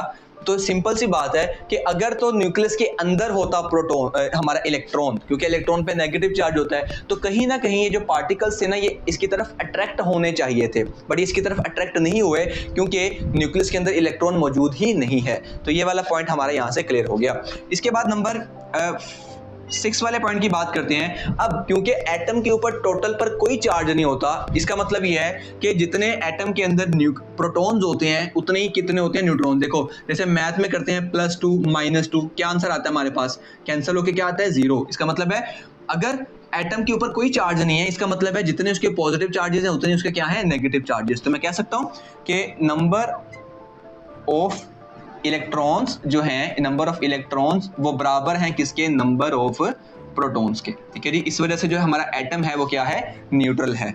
नंबर 6 वाले पॉइंट की बात करते हैं। ठीक है, क्योंकि अब नंबर वाले 6 के पॉइंट ये कहता है कि हमारे पास, क्योंकि इलेक्ट्रॉन्स जो हैं वो न्यूक्लियस के बाहर मौजूद होते हैं, तो न्यूक्लियस के अंदर जो भी पार्टिकल्स होते हैं, ठीक है जी, उन सबको हम क्या बोलते हैं, ठीक है जी, पार्टिकल्स इनसाइड न्यूक्लियस। ठीक है जी, इनसाइड न्यूक्लियस आर कॉल्ड, उनको हम क्या बोलते हैं, आर कॉल्ड। इसके लिए हमारे पास एक बड़ा अच्छा सा वर्ड है, ठीक है, न्यूक्लियॉन्स।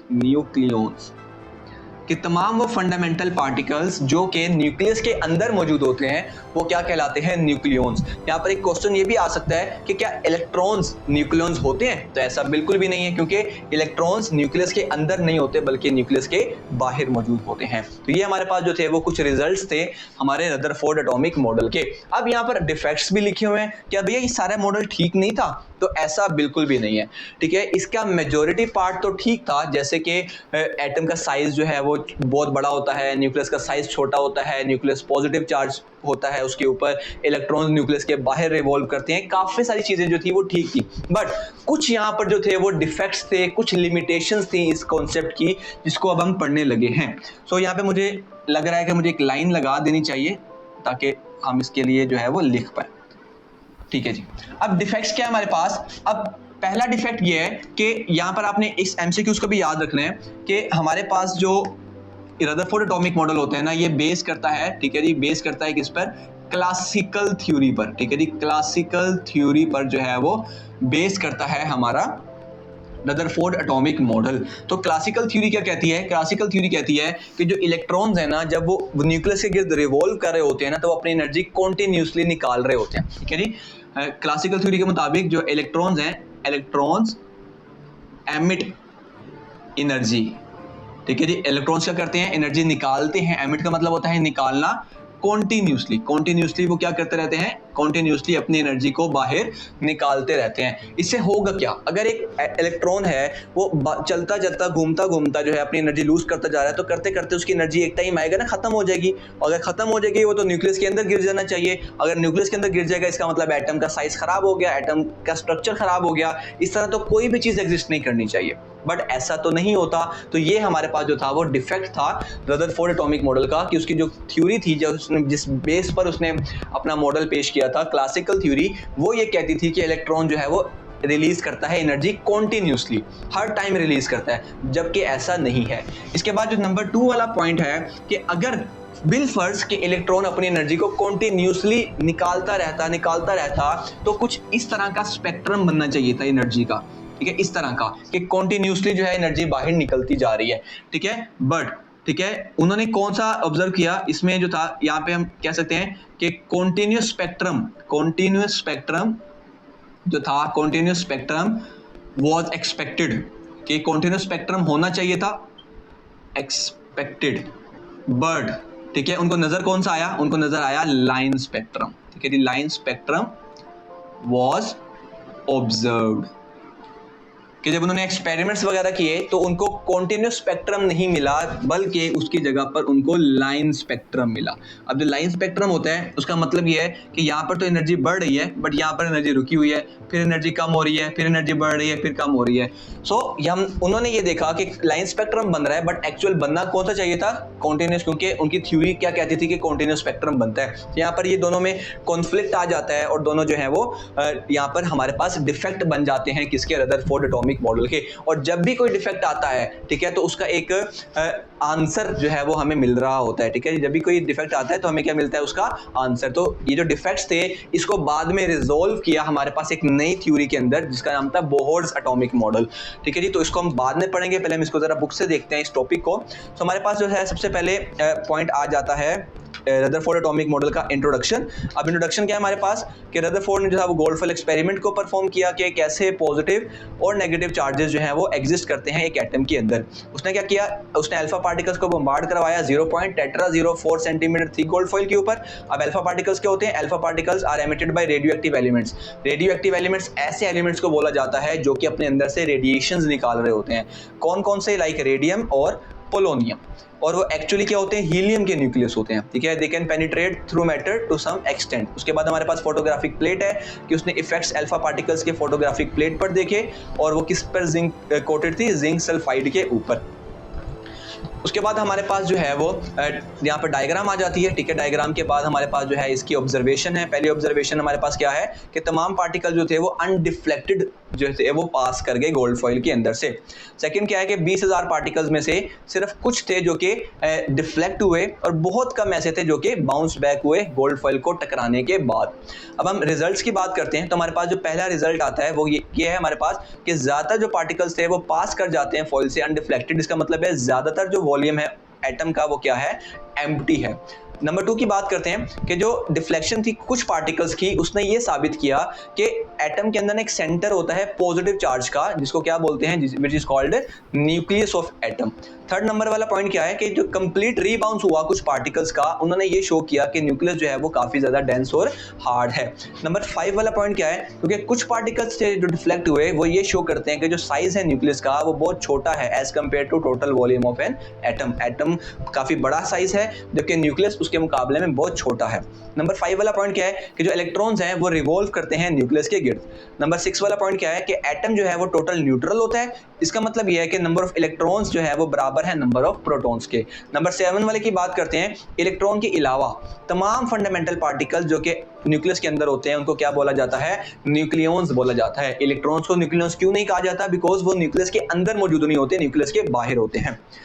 आगे बढ़ते हैं, आगे हमारे पास defects in Rutherford atomic model. अब डिफेक्ट्स क्या है हमारे पास है, तो डिफेक्ट पहला ये, अकॉर्डिंग टू क्लासिकल थ्योरी ये कहती है कि जो इलेक्ट्रॉन्स हैं शुड रिलीज और एमिट एनर्जी कॉन्टिन्यूसली, उनको अपनी एनर्जी कॉन्टिन्यूसली निकालनी रहनी चाहिए और वो अल्टीमेटली क्या हो जाएंगे, न्यूक्लियस के अंदर गिर जाएंगे। नंबर 2 वाला पॉइंट क्या है कि अगर इलेक्ट्रॉन कॉन्टिन्यूसली एनर्जी निकालता रहेगा तो वो कौन सा, they should form continuous spectrum, वो कौन सा स्पेक्ट्रम बनाएगा, कॉन्टिन्यूस। जबकि जब उन्होंने एक्सपेरिमेंट किया तो उनको पता चला लाइन स्पेक्ट्रम जो है वो बनता है।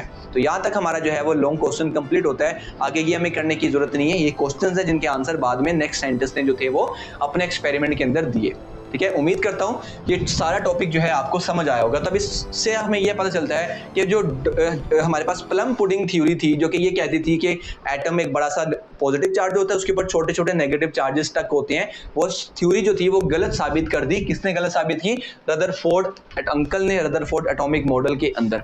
ठीक है जी, तो उम्मीद करता हूँ ये वाला पॉइंट टॉपिक समझ आया होगा आप लोगों को। बच्चों आप लोगों को याद है मैंने आपको रदरफोर्ड करवाने से पहले एक चीज बताई थी कि जो रदरफोर्ड एटॉमिक मॉडल है वो उन कुछ टॉपिक्स में से एक है जो कि एग्जामिनर्स के बहुत ज्यादा फेवरेट होते हैं बोर्ड एग्जाम के लिए। तो उसी तरह का एक दूसरा टॉपिक जो है वो है मेरे पास बोहर्स एटॉमिक मॉडल, जो कि one of the favourite questions होते हैं एग्जाम में देने के लिए फॉर लॉन्ग क्वेश्चंस। ठीक है, तो ये अगेन आपका एक इंपॉर्टेंट जो है वो लॉन्ग क्वेश्चन कंसीडर होता है बोर्ड एग्जाम के अंदर, और बड़ा इजी सा लॉन्ग क्वेश्चन है, समझ भी आएगी आप लोगों को। तो स्टार्ट करते हैं। सबसे पहले हमारे पास आता है इंट्रोडक्शन। अब जैसा हमने डिफेक्ट्स देखे थे रदरफोर्ड एटॉमिक मॉडल के, अब उन डिफेक्ट्स को सही करने के लिए एक नया मॉडल पेश किया गया बोहर की तरफ से। ठीक है जी, तो यहाँ पर क्या किया गया, इंट्रोडक्शन में हम लिखेंगे कि जो 1913 में जो था वो नील बोहर ने 1913, यहाँ पे हम लिख देते हैं इन 1913, नील बोहर ने जो था वो अपना जो है वो मॉडल पेश किया। ठीक है, नील बोहर प्रेजेंटेड, ठीक है, प्रेजेंटेड हिज मॉडल। ठीक है, और इसने जो था वो रदरफोर्ड के जो डिफेक्ट्स थे उसको माइंड में रखकर अपना मॉडल पेश किया।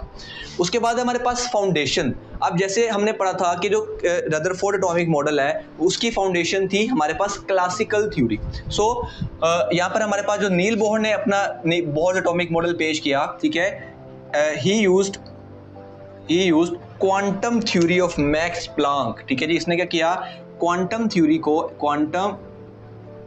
को एज अ अपने लिए फाउंडेशन जो है वो कंसीडर किया बजाय क्लासिकल थ्योरी के। ही यूज्ड क्वांटम थ्योरी ऑफ, अब वो क्वांटम थ्योरी है किस साइंटिस्ट की, वो है मैक्स प्लांक साइंटिस्ट की। ठीक है जी, मैक्स प्लांक की जो है वो क्या है हमारे पास क्वांटम थ्योरी है, उसको जो है वो नील बोहर ने एज अ फाउंडेशन जो था अपनी थ्योरी के लिए इस्तेमाल किया। उसके बाद है एनर्जी लेवल्स। अब क्या बेसिकली कि जो हमारे पास क्वांटम थ्योरी होती है ना, क्वांटम थ्योरी ये कहती है कि जो इलेक्ट्रॉन्स होते हैं वो ऑर्बिट्स में रिवॉल्व करते हैं, वो न्यूक्लियस के गिर्द जो है ऑर्बिट्स होते हैं, ऑर्बिट में रिवॉल्व करते हैं। तो उसने क्या किया, उसने ऑर्बिट्स को जो है वो, ठीक है, जो असल में हमारे ऑर्बिट्स होते हैं ना, ऑर्बिट्स, ठीक है जी, इनके अंदर रिवॉल्व करते हैं, और जो इनकी एनर्जी होती है, ठीक है जी, इनकी जो एनर्जी होता है वो क्या होती है, एनर्जी इज क्वांटाइज्ड। इनकी जो एनर्जी होती है वो क्या होती है, इनकी एनर्जी होती है क्वांटाइज्ड। क्वांटाइज्ड का मतलब क्या होता है अभी हम देखते हैं।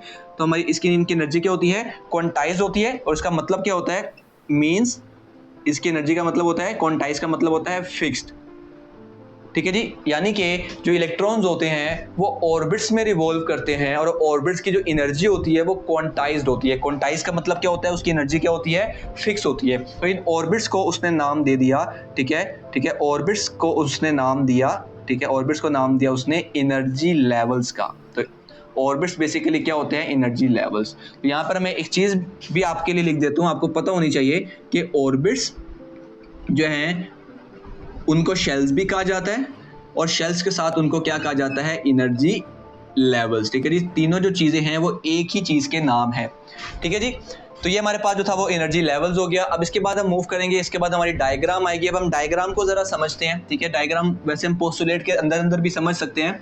तो हम डायग्राम में देखते हैं, हमारे पास न्यूक्लियस है, उसके बाद हमारे डिफरेंट शेल्स हैं जिनको हम ऑर्बिट्स या एनर्जी लेवल्स कहते हैं। उनके नाम देखें कहाँ से स्टार्ट हो रहे हैं, KLM। ठीक है जी, जो K वाला है ये हमारा पहला शेल होगा, ये हमारा दूसरा, ये हमारा तीसरा। जो न्यूक्लियस के सबसे पास होता है वो पहला शेल कहलाता है।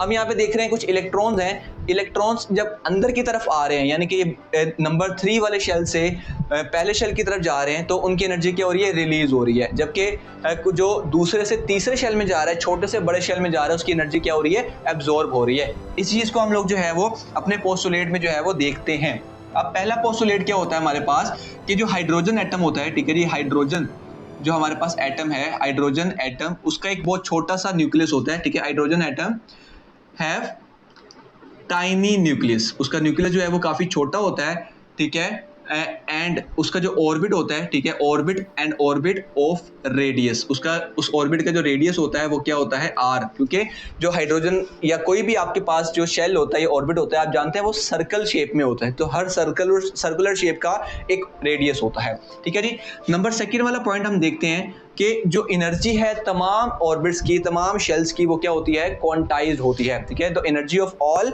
ऑर्बिट्स, या कह सकते हैं कि वो क्या होती है, ठीक है, orbits have fix energy. Orbits की जो एनर्जी होती है वो क्या होती है, एनर्जी फिक्स होती है। ठीक है, दैट इज क्वांटाइज्ड। मैंने भी आपको बताया था क्वांटाइज्ड का मतलब क्या होता है, क्वांटाइज्ड का मतलब होता है हमारे पास फिक्स। नंबर थर्ड देखते हैं। ठीक है, जब तक हमारे पास, अब जो हमारे पास रदरफोर्ड एटॉमिक मॉडल था वो ये कहता था कि electron all the time energy जो है वो निकालता रहता है, रिलीज करता रहता है अपने अंदर से। जबकि जो रदरफोर्ड ने, हमारे पास जो बोहर है, उसने ये बताया कि नहीं, जो रदरफोर्ड ने बात की थी वो गलत थी। जो हमारे पास इलेक्ट्रॉन्स होते हैं, जब तक वो एक ही पर्टिकुलर ऑर्बिट में रिवॉल्व करते रहते हैं, ना वो एनर्जी रिलीज करते हैं, ना वो एनर्जी को एब्जॉर्ब करते हैं। ठीक है, मैं कह सकता हूँ electrons don't emit or absorb energy continuously. ठीक है, वो ऑल द टाइम जो है वो अपनी एनर्जी को एमिट या एब्जॉर्ब नहीं कर रहे होते। वो कब करते हैं, वो तब अपनी एनर्जी को एमिट या रिलीज करते हैं या एब्जॉर्ब करते हैं जब वो एक ऑर्बिट से दूसरे ऑर्बिट में जंप करते हैं। ठीक है जी, they do so when changing orbit. जब अपना ऑर्बिट को क्या कर रहे होते हैं, ऑर्बिट चेंज करते हैं, तब वो अपनी एनर्जी को रिलीज या एमिट करते हैं। यानी कि जब तक वो एक जगह पर खड़े हुए हैं या एक जगह पर रिवॉल्व कर रहे हैं, तब तक वो ना एनर्जी को रिलीज करेंगे ना एनर्जी को एब्जॉर्ब करेंगे। बट जब वो एक जगह से दूसरी जगह जाएंगे तब वो एनर्जी को रिलीज या एमिट करेंगे। ये बहुत आसान है इसको समझना। जब हम एक जगह पर खड़े हैं, ना हमारी एनर्जी रिलीज हो रही है, ना हमारी एनर्जी एब्जॉर्ब हो रही है। बट जब हम सीढ़ियाँ चढ़ने लगते हैं या सीढ़ियाँ उतरने लगते हैं, तब हमारी एनर्जी या तो रिलीज होती है या तो एब्जॉर्ब होती है। नंबर 4 वाला कि कब रिलीज होती है और कब एब्जॉर्ब होती है, अब इसको देखते हैं। तो जब हमारे पास जो हमारा इलेक्ट्रॉन होता है, जब वो हायर ऑर्बिट से लोअर ऑर्बिट में आता है, ठीक है, नंबर 3 से नंबर 1 में आया था। ठीक है, क्या होता है जी, यहाँ पे मैं लिख देता हूँ। ठीक है जी, क्या करता है जी, वो रिलीज करता है, release energy from higher to lower orbit. ठीक है जी, हायर टू लोअर ऑर्बिट, कि जब वो हायर से लोअर में आता है तो एनर्जी क्या करता है, रिलीज करता है। जैसे हम सीढ़ियाँ उतरते हैं तो हमें एनर्जी चाहिए नहीं होती, बल्कि हम अपनी एनर्जी को रिलीज करते हैं और तेजी से नीचे आते हैं। ठीक है, एंड और एब्जॉर्ब करता है, और एब्जॉर्ब करता है एनर्जी, एब्जॉर्ब करता है हमारे पास एनर्जी। ठीक है, फ्रॉम, इसका उल्ट कर लेंगे, लोअर से लोअर टू हायर ऑर्बिट। ठीक है जी, लोअर टू हायर ऑर्बिट। जैसे हमने सीढ़ियाँ चढ़नी होती हैं, लोअर से हायर में जाना होता है, तो हमें एनर्जी चाहिए होती है, हाँ, फिर हम ऊपर जा सकते हैं। ठीक है जी, तो ये जो चेंज आया एनर्जी में, हायर और लोअर एनर्जी का जो चेंज आया है, ठीक है, इसके लिए हमारे पास फॉर्मूला होता है delta E. E stands for energy, delta मतलब चेंज। जो एनर्जी में चेंज आया वो किसके बराबर होता है, E2 माइनस E1 के बड़ी लेवल की एनर्जी और छोटी लेवल की एनर्जी को माइनस कर देंगे तो हमें पता चल जाएगा कितनी एनर्जी में चेंज आया। और ये फॉर्मूला किसके इक्वल होता है, hv के इक्वल होता है। अब ये जो hv है ये क्या चीज़ है, तो यहाँ पर जो h है हमारे पास, ठीक है जी, h इक्वल है हमारे पास प्लैंक्स कांस्टेंट के। किसके इक्वल है, प्लैंक्स कांस्टेंट। अब ये प्लैंक्स कौन आ गया भाई, प्लैंक वही जिनकी फाउंडेशन के तौर पर उनकी क्वांटम थ्योरी को यूज़ किया था। और इसकी वैल्यू कितनी होती है, इसकी वैल्यू आपने जो है वो याद करनी है for board point of view. हमारे पास कितनी वैल्यू होती है इसकी, 6.63 मल्टीप्लाई बाय 10 की पावर -34 जूल सेकेंड। और इसके अलावा v क्या होता है जी, v हमारे पास होता है सिंपल, v होता है हमारे पास v इक्वल होता है स्पीड ऑफ लाइट के, ठीक है जी, स्पीड ऑफ लाइट, या हम जिसको बोलते हैं फ्रीक्वेंसी ऑफ लाइट के, ठीक है जी। तो ये हमारे पास जो था वो चेंज आता है एनर्जी के अंदर कितना, वो हम यहाँ से पता लगा सकते हैं। इसके बाद नंबर 5 वाला, अब क्योंकि हमारे पास जो इलेक्ट्रॉन है जब वो ऑर्बिट में घूम रहा होता है तो क्योंकि उस इलेक्ट्रॉन का कोई मैस होता है और इलेक्ट्रॉन किसी खास स्पीड से मूव कर रहा होता है, इसका मतलब है कि उसका मोमेंटम होगा। मोमेंटम किस वजह से आता है, मोमेंटम जो होता है हमारे पास वो दो चीजों से आता है, मैस और उसकी वेलोसिटी से। आपने फिजिक्स में भी जो है वो पढ़ा होगा चैप्टर नंबर 3 के अंदर। अब क्योंकि हमारे पास जो इलेक्ट्रॉन है वो एक रेडियस में मूव कर रहा है, रेडियस मतलब ऑर्बिट का रेडियस होता है, तो उसको हम बोलते हैं एंगुलर मोमेंटम, ठीक है जी। तो हम कह सकते हो इलेक्ट्रॉन पोजेसेस, ठीक है जी, इलेक्ट्रॉन पोजेसेस कौन सा मोमेंटम, एंगुलर मोमेंटम। अब एंगुलर मोमेंटम का हमारे पास क्या फॉर्मूला होता है, अभी हम देखते हैं। तो एंगुलर मोमेंटम का हमारे पास फॉर्मूला होता है mv, तो मोमेंटम हो गया, एंगुलर मतलब उसका रेडियस, तो mvr बन जाएगा। किसके बराबर होता है, वो बराबर होता है nh/2 पाई के, ठीक है। n यहाँ पर क्या है, n है हमारे पास number of orbit, number 1, number 2, number 3, इसको हम ऑर्बिट लेवल भी बोलते हैं, एनर्जी लेवल भी बोलते हैं। और h हमारे पास क्या है, प्लैंक्स कांस्टेंट, जिसकी वैल्यू हमने यहाँ पर नोट कर ली 2, और पाई की वैल्यू हमें पता है 2.14। इसका मतलब यह है कि अगर मुझे निकालना है कि पहले ऑर्बिट के अंदर कितनी इलेक्ट्रॉन का एंगुलर मोमेंटम होगा, तो मैं n की जगह पर क्या पुट करूंगा 1, h की जगह पर उसकी वैल्यू 2, पाई की जगह उसकी वैल्यू सॉल्व करूंगा, तो मेरे पास पहले शेल का क्या आ जाएगा, angular momentum. Same for number 2 के लिए बस n की जगह पर 2 पुट करूंगा, m के लिए जो है वो n की जगह पर क्या पुट करूंगा 3, तो इस तरह मेरे पास एंगुलर मोमेंटम आता जाएगा। सो बच्चों ये हमारे पास है बोहर्स एटॉमिक मॉडल। उम्मीद करता हूँ आपको बोहर्स एटॉमिक मॉडल की काफी अच्छी तरह समझ आई होगी। और यार इस सवाल को इतना ज्यादा रट लो, ठीक है, क्योंकि बहुत ईजी सा क्वेश्चन है और बहुत इंटरेस्टिंग भी है, और ये इजीली आपको याद भी हो जाएगा। कॉन्सेप्ट आप लोगों को जो है वो समझ आया होगा। अब हम इसको जो है एक बार अपनी बुक से जो है उसको रीड करते हैं। तो सबसे पहले हम स्टार्ट करते हैं, हमारे पास क्या है, बोहर्स एटॉमिक मॉडल। सो हमारे पास इंट्रोडक्शन आ गया कि keeping in view the defects of Rutherford atomic model. Rutherford atomic model के डिफेक्ट्स को देखते हुए नील बोहर ने 1913 में एक नया मॉडल पेश किया, और इसमें जो क्वांटम थ्योरी है, ठीक है, quantum theory of max Planck, उसको यूज किया गया एज अ फाउंडेशन। और इसके मुताबिक जो था बोहर एटॉमिक मॉडल के कि जो इलेक्ट्रॉन रिवॉल्व करते हैं वो ना ही एनर्जी को रिलीज करते हैं ना ही उसको एब्जॉर्ब करते हैं continuously. The energy of revolving electron is quantized. उनकी जो एनर्जी होती है वो क्या होती है, क्वांटाइज्ड। क्वांटाइज का मतलब क्या होता है, फिक्स होती है, ठीक है। और जो जिस ऑर्बिट के गिर्द वो घूमते हैं उसको हम क्या बोलते हैं, एनर्जी लेवल्स बोलते हैं। उसके बाद हमारे पास जो है वो यहाँ पर इसकी डायग्राम आएगी, ठीक है जी। डायग्राम के बाद हमारे पास नेक्स्ट है इसके पोस्टुलेट्स। अब पोस्टुलेट्स बेसिकली रिजल्ट्स को बोला जाता है।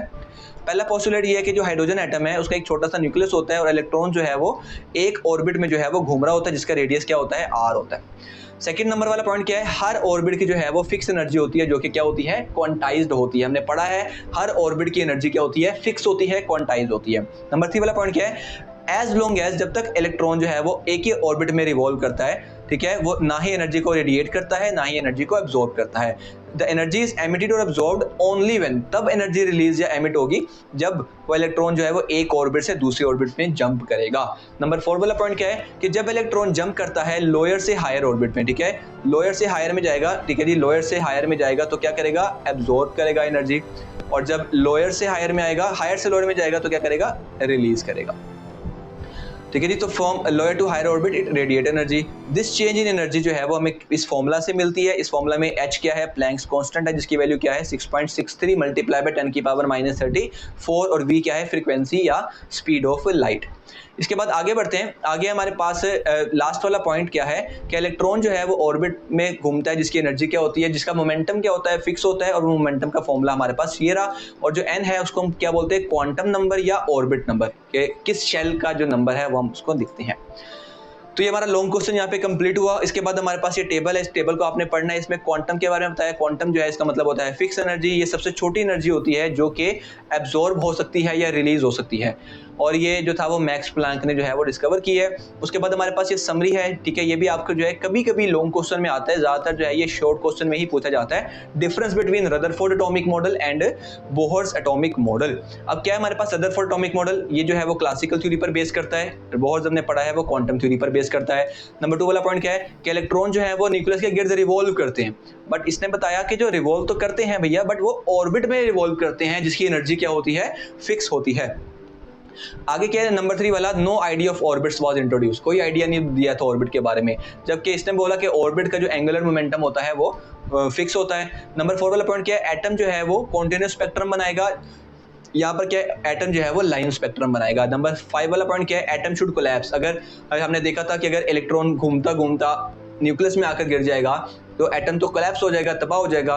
बट यहाँ पर क्या है, बोर्स में एटम शुड एग्जिस्ट, एटम जो है वो एग्जिस्ट करेगा।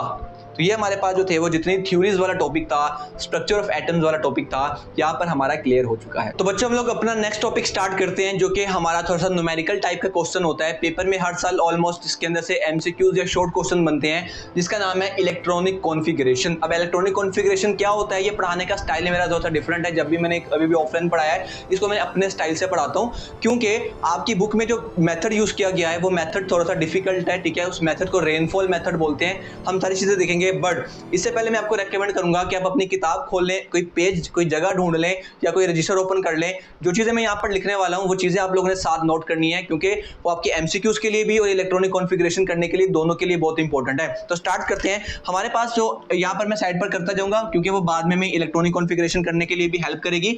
सो यहाँ पर हमारे पास सबसे पहले हम देखते हैं हमारे पास शेल्स कितने होते हैं। तो टोटल हमारे पास जो शेल होते हैं वो काफी ज्यादा होते हैं, जिसके अंदर हमारे पास पहला होता है K, दूसरा L, तीसरा M और चौथा क्या होता है हमारे पास N। इसके बाद और भी बढ़ते हैं, बट हम जो है वो N तक अभी करेंगे। आपकी बुक में N तक जो है वो काफी है आपके सिलेबस के अंदर। इसके बाद हमारे पास नेक्स्ट होते हैं सब शेल्स, ठीक है जी। सब शेल जो होते हैं हमारे पास, K के अंदर हमारे पास 2 सब शेल होते हैं, K के अंदर 1 सब शेल होता है S, L के अंदर हमारे पास 2 सब शेल होते हैं S और P, M के अंदर हमारे पास 3 सब शेल होते हैं S, P एंड D, और N के अंदर हमारे पास होते हैं 4 S, P, D and F। ये हमारे पास हो गए सब शेल। इसका मतलब है जो K शेल है उसके अंदर हमारे पास इलेक्ट्रॉन्स कितने होते हैं, तो इलेक्ट्रॉन्स हमारे पास जो है K शेल में वो होते हैं 2। कि K शेल में कितने इलेक्ट्रॉन्स आ सकते हैं, K शेल में 2 इलेक्ट्रॉन्स आ सकते हैं। L शेल में हमारे पास टोटल 8 इलेक्ट्रॉन्स आ सकते हैं। M शेल में हमारे पास टोटल 10 इलेक्ट्रॉन आ सकते हैं, और 18 इलेक्ट्रॉन आ सकते हैं, और N में हमारे पास जो है वो 32 इलेक्ट्रॉन जो हैं वो आ सकते हैं। तो ये टेबल आप लोगों ने जो है वो अच्छी तरह से याद करना है, यानी कि आपको पता होना चाहिए किस शेल में जो है वो मैक्सिमम कितने इलेक्ट्रॉन्स आ सकते हैं। इसके बाद एक और चीज आप लोगों ने लिखनी है कि S, P, D और F, ठीक है। S, P, D, F जो है हमारे पास, ठीक है जी। S, P, D, F में अब कितने कितने इलेक्ट्रॉन जो हैं हमारे पास आ सकते हैं। तो S जो हमारे पास सब शेल होता है, इसके अंदर हमारे पास जो है वो 2 इलेक्ट्रॉन्स आ सकते हैं। इसके बाद P के अंदर हमारे पास जो है टोटल 6 इलेक्ट्रॉन आ सकते हैं। D में हमारे पास 10 आ सकते हैं, और F में हमारे पास 14 इलेक्ट्रॉन जो है वो कंसीडर हो सकते हैं, उसके अंदर हमारे पास एडजस्ट हो सकते हैं, आ सकते हैं, ठीक है जी। तो ये कुछ बातें हैं, इंपॉर्टेंट बातें हैं, ये हमें पता होंगी तो हम लोग जो है अपनी इलेक्ट्रॉनिक कॉन्फ़िगरेशन को अटेम्प्ट कर सकते हैं। तो ये चीज़ आप लोगों ने जो है अभी नोट कर ली होंगी। अब मैंने इसमें क्या लिखा है, बेसिकली हमारे शेल्स लिखे हैं कि एटम के अंदर किस किस किस्म के शेल्स होते हैं। हमारे पास 4 किस्म के सब शेल होते हैं, S, P, D and F। S shell में 2 इलेक्ट्रॉन आ सकते हैं, P में 6 इलेक्ट्रॉन आ सकते हैं, D में 10 इलेक्ट्रॉन्स आ सकते हैं, और F में 14 इलेक्ट्रॉन्स आ सकते हैं। अब क्योंकि K शेल में S है तो S में 2 आ सकते हैं, तो K में भी कितने इलेक्ट्रॉन आएंगे, 2। L में क्योंकि S और P है, S में 2, P में 6 और 2 कितने हो गए, 8, इसलिए पूरे L में कितने इलेक्ट्रॉन आ जाएंगे, 8। M को देखें तो SPD, तो 2, 6, 8 और 10 18 इलेक्ट्रॉन्स आ सकते हैं। N में SPDF, यानी कि इन चारों को प्लस करेंगे तो हमारे पास क्या आ जाएगा, 32। ये बिल्कुल ऐसा ही है जैसे मैं कहता हूँ कि मेरे कमरे में ना, मैं ऐसे एग्जांपल देता हूँ कि मेरे कमरे में जो है वो अलमारी है, ठीक है, कबर्ड है, ठीक है। कबर्ड के अंदर जो मेरे कबर्ड में 10 कपड़े आ सकते हैं, ठीक है। अब बेसिकली कबर्ड में तो 10 कपड़े आ सकते हैं, बट हम देखेंगे कबर्ड के अंदर जो है वो कितने खाने बने हुए, कितने सेक्शंस हैं। तो मैं कहता हूँ पहला सेक्शन है उसमें 2 आ सकते हैं कपड़े, तीसरे वाले में जो है मैं कहता हूँ 4 कपड़े आ सकते हैं, और निचले वाले में भी 4 कपड़े आ सकते हैं। तो वो जो पूरी कबर्ड है वो बेसिकली मेरे पास शेल्स होते हैं, और उस कबर्ड के अंदर जो सेक्शंस होते हैं वो बेसिकली क्या होते हैं, मेरे सब शेल्स होते हैं, ठीक है जी। और वो जो पूरी कबर्ड है हमारे पास, ठीक है, हम ये कहते हैं कि हमने कबर्ड में कपड़े रखे हैं, ठीक है, बट हमने एक्चुअली कबर्ड के अंदर जो सेक्शंस होते हैं उसमें कपड़े रखे होते हैं। हमारे इलेक्ट्रॉन भी कुछ इसी तरह होते हैं। अब जब हम इलेक्ट्रॉन बनाते हैं तो हम ऐसा करते हैं कि न्यूक्लियस बना दिया, ये हमने कर दिया पहला शेल, ये हमने कर दिया दूसरा शेल, ऐसे ही है। हम कहते हैं जी पहले शेल में 2 इलेक्ट्रॉन आ गए। अब बेसिकली पहले शेल में 2 इलेक्ट्रॉन नहीं आए, बल्कि पहले शेल में एक खाना बना हुआ है, एक सेक्शन बना हुआ है जिसको हम बोलते हैं सब शेल का, उसको हम क्या बोलते हैं, सब शेल, ठीक है जी। सब शेल में बेसिकली इलेक्ट्रॉन्स आते हैं, इसका मतलब है के शेल, ये पहला शेल के है, ठीक है, के में जो 2 इलेक्ट्रॉन है ही, बट एक्चुअली के में नहीं बल्कि इसके सब शेल एस में जो है वो 2 इलेक्ट्रॉन्स आए हैं। हम कहते हैं दूसरे शेल में कितने इलेक्ट्रॉन्स आ सकते हैं, टोटल 8 इलेक्ट्रॉन्स आ सकते हैं। अब बेसिकली दूसरा शेल हमारा एल होता है, तो एल में कितने इलेक्ट्रॉन्स आ सकते हैं, 8, बट एक्चुअली वो शेल्स के अंदर इलेक्ट्रॉन नहीं है, बल्कि जो एल शेल के अंदर जो सब शेल है एस और पी, उसके अंदर वो इलेक्ट्रॉन्स आए हैं। इसका मतलब है एस में 2 इलेक्ट्रॉन्स हैं और पी में कितने इलेक्ट्रॉन्स हैं, 6, तो टोटल कितने हो गए, टोटल 8 इलेक्ट्रॉन्स हो गए। इसी तरह मैं और एग्जांपल देता हूं, तो मैं कहता हूं आपसे कोई कॉल करके पूछता है कि आप कहां हो, आप कहोगे कि मैं अपने घर पर हूं, ठीक है। फिर आपसे पूछेगा अपने घर पर तो हो, फिर कहां हो, आप कहोगे मैं 2nd फ्लोर पर हूं, ठीक है, 2nd फ्लोर पर है, बट इसके अलावा किधर है, तो आप कहोगे मैं घर में 2nd फ्लोर के जो है वो दूसरे कमरे में मौजूद हूं। तो बेसिकली जो मैंने घर बोला वो मेरा एटम है। तो कोई आपसे पूछे इलेक्ट्रॉन कहां होता है, आप कहोगे एटम में होता है। फिर पूछेगा अच्छा एटम में कहां होता है, मैं कहूंगा एटम में, जिस तरह मैंने बोला कि घर के मैं 2nd फ्लोर पर हूं, मैं कहूंगा एटम के मैं इस शेल के अंदर हूं, ठीक है। फिर कहेगा ठीक है घर पे तो हो, शेल दूसरे फ्लोर पर भी हो, कमरे कौन से में हो, मैं कहूंगा दूसरे कमरे में हूं या तीसरे कमरे में हूं। इसी तरह हम इलेक्ट्रॉन में कहते हैं इलेक्ट्रॉन एटम में होता है, एटम के अंदर शेल में होता है, और शेल के भी अंदर कहां होता है, किसी खास सब शेल के अंदर, ठीक है। तो इसको हम बोलते हैं इलेक्ट्रॉनिक कॉन्फ़िगरेशन, यानी कि अब यहाँ पे हम इसकी डेफिनेशन पर आते हैं, तो मैं कहूंगा डिस्ट्रीब्यूशन ऑफ इलेक्ट्रॉन, ठीक है जी। क्या करते हैं, इलेक्ट्रॉन को डिस्ट्रीब्यूट करते हैं, डिस्ट्रीब्यूशन ऑफ इलेक्ट्रॉन्स किसके अंदर करना है, distribution of electron in shells and subshells, shells and subshells के अंदर इलेक्ट्रॉन को डिस्ट्रीब्यूट करना, ठीक है जी, according to increasing energy, according to increasing energy जो है वो मेरे पास क्या कहलाता है, वो कहलाता है मेरे पास इलेक्ट्रॉनिक कॉन्फ़िगरेशन, ठीक है। अब इसके लिए जो मेथड यूज करते हैं, आपकी बुक में अगर हम मेथड देखते हैं तो आपकी बुक में कुछ ऐसा मेथड यूज किया हुआ है, ठीक है। यहाँ पे ऐसे लाइंस लगाई हुई हैं, ठीक है, इस तरह का मेथड है, ठीक है। ये वाला मेथड जो है हमने नहीं करना, ठीक है, इस मेथड को हमने जो है वो नहीं करना। हम इसकी जगह पर जो है वो अपना एक मेथड यूज करेंगे जो कि मेरा बनाया हुआ मेथड है, बहुत ईजी है, और आप जल्दी से जो है इसके लिए अपना आंसर जो है वो निकाल सकते हो। इसके लिए हमारे पास जो फॉर्मूला यूज होगा, उस फॉर्मूले को आप लोग पहले समझें, ठीक है। वो फॉर्मूला है मेरे पास n l की पावर x, ठीक है जी, n l की पावर x, ये मेरे पास फॉर्मूला है। इसमें अब n क्या चीज है, n है मेरे पास यहाँ पे नेम ऑफ, सॉरी ये n है हमारे पास नंबर ऑफ शेल, ठीक है। ये मेरे पास क्या है, शेल का नंबर, जैसे मेरे पास था कि पहला होता है, ये दूसरा होता है, ये तीसरा होता है, ये चौथा होता है, तो ये शेल के नंबर है। एल है मेरे पास name of subshell, name of subshell, ठीक है। सबशेल कौन से हमारे पास, SPDF, और एक्स क्या है मेरे पास, एक्स है मेरे पास नंबर ऑफ इलेक्ट्रॉन, ठीक है जी। ये क्या है मेरे पास, नंबर ऑफ इलेक्ट्रॉन जो कि उस सब शेल के अंदर आ सकते हैं। NL की पावर x, n मेरे पास नंबर ऑफ शेल है, l मेरे पास नेम ऑफ सब शेल है, और x मेरे पास क्या है, नंबर ऑफ इलेक्ट्रॉन है, ठीक है जी। यहाँ तक अगर आपको समझ आ गई है तो अब आगे मूव करते हैं और हम एग्जाम्पल के तौर पर करते हैं, कोई एक वैल्यू लेते हैं और उसकी इलेक्ट्रॉनिक कॉन्फ़िगरेशन करते हैं। तो मैं एग्जांपल लेता हूं। अच्छा, यहाँ पर जो है आप लोगों को एक चीज माइंड में रखनी है, आप तब तक इलेक्ट्रॉनिक कॉन्फ़िगरेशन नहीं कर सकते जब तक आपको पहले एटलीस्ट 20 एलिमेंट्स के एटॉमिक नंबर ना आते हों, ठीक है। पहले 20 एलिमेंट्स के एटॉमिक नंबर आप लोगों ने याद करने हैं, क्योंकि एटॉमिक नंबर की बेस पर ही इलेक्ट्रॉनिक कॉन्फ़िगरेशन की जा सकती है, ठीक है जी। तो आपको बहुत इजी है एटॉमिक नंबर याद करना। आप पहले 20 को तरतीब में याद कर लो, like hydrogen, hydrogen, helium, lithium, beryllium, boron, carbon, nitrogen, oxygen, fluorine, उसके बाद नियॉन, सोडियम, मैग्नीशियम, एल्यूमिनियम, उसके बाद हमारे पास आता है फॉस्फोरस, उसके बाद हमारे पास आता है सल्फर, उसके बाद हमारे पास आता है सिलिकॉन, उसके बाद हमारे पास आता है क्लोरीन, उसके बाद हमारे पास आता है आर्गोन, आर्गोन के बाद पोटाशियम, पोटाशियम के बाद कैल्शियम। जिस तरह 20 एलिमेंट्स जब आप तरतीब में याद करोगे तो अगर मैं आपसे कहता हूँ जी फ्लोरीन के एटॉमिक नंबर बताओ तो आप फौरन से कहोगे अच्छा जी फ्लोरीन 9वें नंबर पर है तो 9 उसका क्या है एटॉमिक नंबर है। अगर मैं आपसे सोडियम बोलूंगा तो वो 11वें नंबर पर है, 11 उसका एटॉमिक नंबर है। मैं आपसे कैल्शियम बोलूंगा तो वो 20 पर है, 20 उसका एटॉमिक नंबर है। मैं आपसे बोलूंगा क्लोरीन तो वो 17 पर है, एल्यूमिनियम बोलूंगा तो वो 13 पर है। तो अगर आप तरतीब में एलिमेंट्स याद कर लोगे तो आपको उसके एटॉमिक नंबर जो है वो याद हो जाएंगे। तो आपको एटलीस्ट पहले 18 पहले 20 एलिमेंट्स के एटॉमिक नंबर याद होने चाहिए, इंपॉर्टेंट हैं। ठीक है जी, तो हम स्टार्ट करते हैं, पहले से स्टार्ट करते हैं। ठीक है जी, तो हम यहाँ पर जो है वो अपने एग्जाम्पल स्टार्ट करने लगे हैं। ठीक है जी, एग्जाम्पल हम स्टार्ट करते हैं अपने पहले वाले की। तो आप एग्जाम्पल को गौर से समझिएगा। ठीक है जी, हमारे पास सबसे पहले हाइड्रोजन। अब हाइड्रोजन जो है उसका एटॉमिक नंबर क्या होता है 1। एटॉमिक नंबर का मतलब है उसके नंबर ऑफ प्रोटॉन्स कितने हैं 1, और जितने नंबर ऑफ प्रोटॉन्स होते हैं एटम के अंदर उतने ही नंबर ऑफ इलेक्ट्रॉन्स भी होते हैं। तो मैं कह सकता हूँ कि जितने उसका एटॉमिक नंबर है वही उसके नंबर ऑफ इलेक्ट्रॉन्स भी हैं। अगर हाइड्रोजन का एटॉमिक नंबर 1 है इसका मतलब है इसके वैलेंस शेल में भी कितने इलेक्ट्रॉन है, एक ही इलेक्ट्रॉन है। तो स्टार्ट करते हैं। जब भी हमने किसी चीज को स्टार्ट करना होता है, फिल करना, तो हम सबसे पहले से स्टार्ट करते हैं। ठीक है, तो मेरे पास सबसे पहले कौन सा शेल आएगा, सबसे पहले मेरे पास आएगा, ठीक है जी, यहाँ पर हम इसकी इलेक्ट्रॉनिक कॉन्फ़िगरेशन करने लगे हैं। तो सबसे पहले मेरे पास आएगा पहला शेल। तो नंबर ऑफ शेल की जगह मैंने क्या लिख दिया, फर्स्ट। अब पहले शेल के अंदर पहला शेल ये है, इसके अंदर कौन सा सबशेल आएगा, पहला एस। तो नेम ऑफ सबशेल की जगह एल की जगह मैं क्या लिख दूंगा, एस। और पहले सबशेल जो हमारा एस है उसके अंदर कितने इलेक्ट्रॉन्स आ सकते हैं, 2। बट हमारे पास कितने इलेक्ट्रॉन्स हैं, 1 है। तो यहाँ पर क्या आ जाएगा 1। इसका मतलब है सीट 2 बच्चों की है। ठीक है, 2 इलेक्ट्रॉन्स आ सकते हैं बट बच्चा 1 ही आया हुआ है, यानी कि इलेक्ट्रॉन 1 है। ठीक है जी, तो क्या आ गया 1s1। तो जी आप मुबारक को आपने पहले एलिमेंट की इलेक्ट्रॉनिक कॉन्फ़िगरेशन कर दी। आगे बढ़ते हैं, आगे करते हैं हीलियम की। हीलियम की क्या होती है, एटॉमिक नंबर 2। इसका मतलब इसके वैलेंस, इसके टोटल इलेक्ट्रॉन्स कितने, 2 हैं। स्टार्ट करते हैं इलेक्ट्रॉनिक कॉन्फ़िगरेशन। तो सबसे पहले कौन सा शेल आता है, पहला शेल आता है। तो क्या आ जाएगा 1। उसके बाद n की जगह पर 1 आ गया, l हमारे पास नेम ऑफ सबशेल। पहले शेल के अंदर कौन सा सबशेल होता है, s होता है।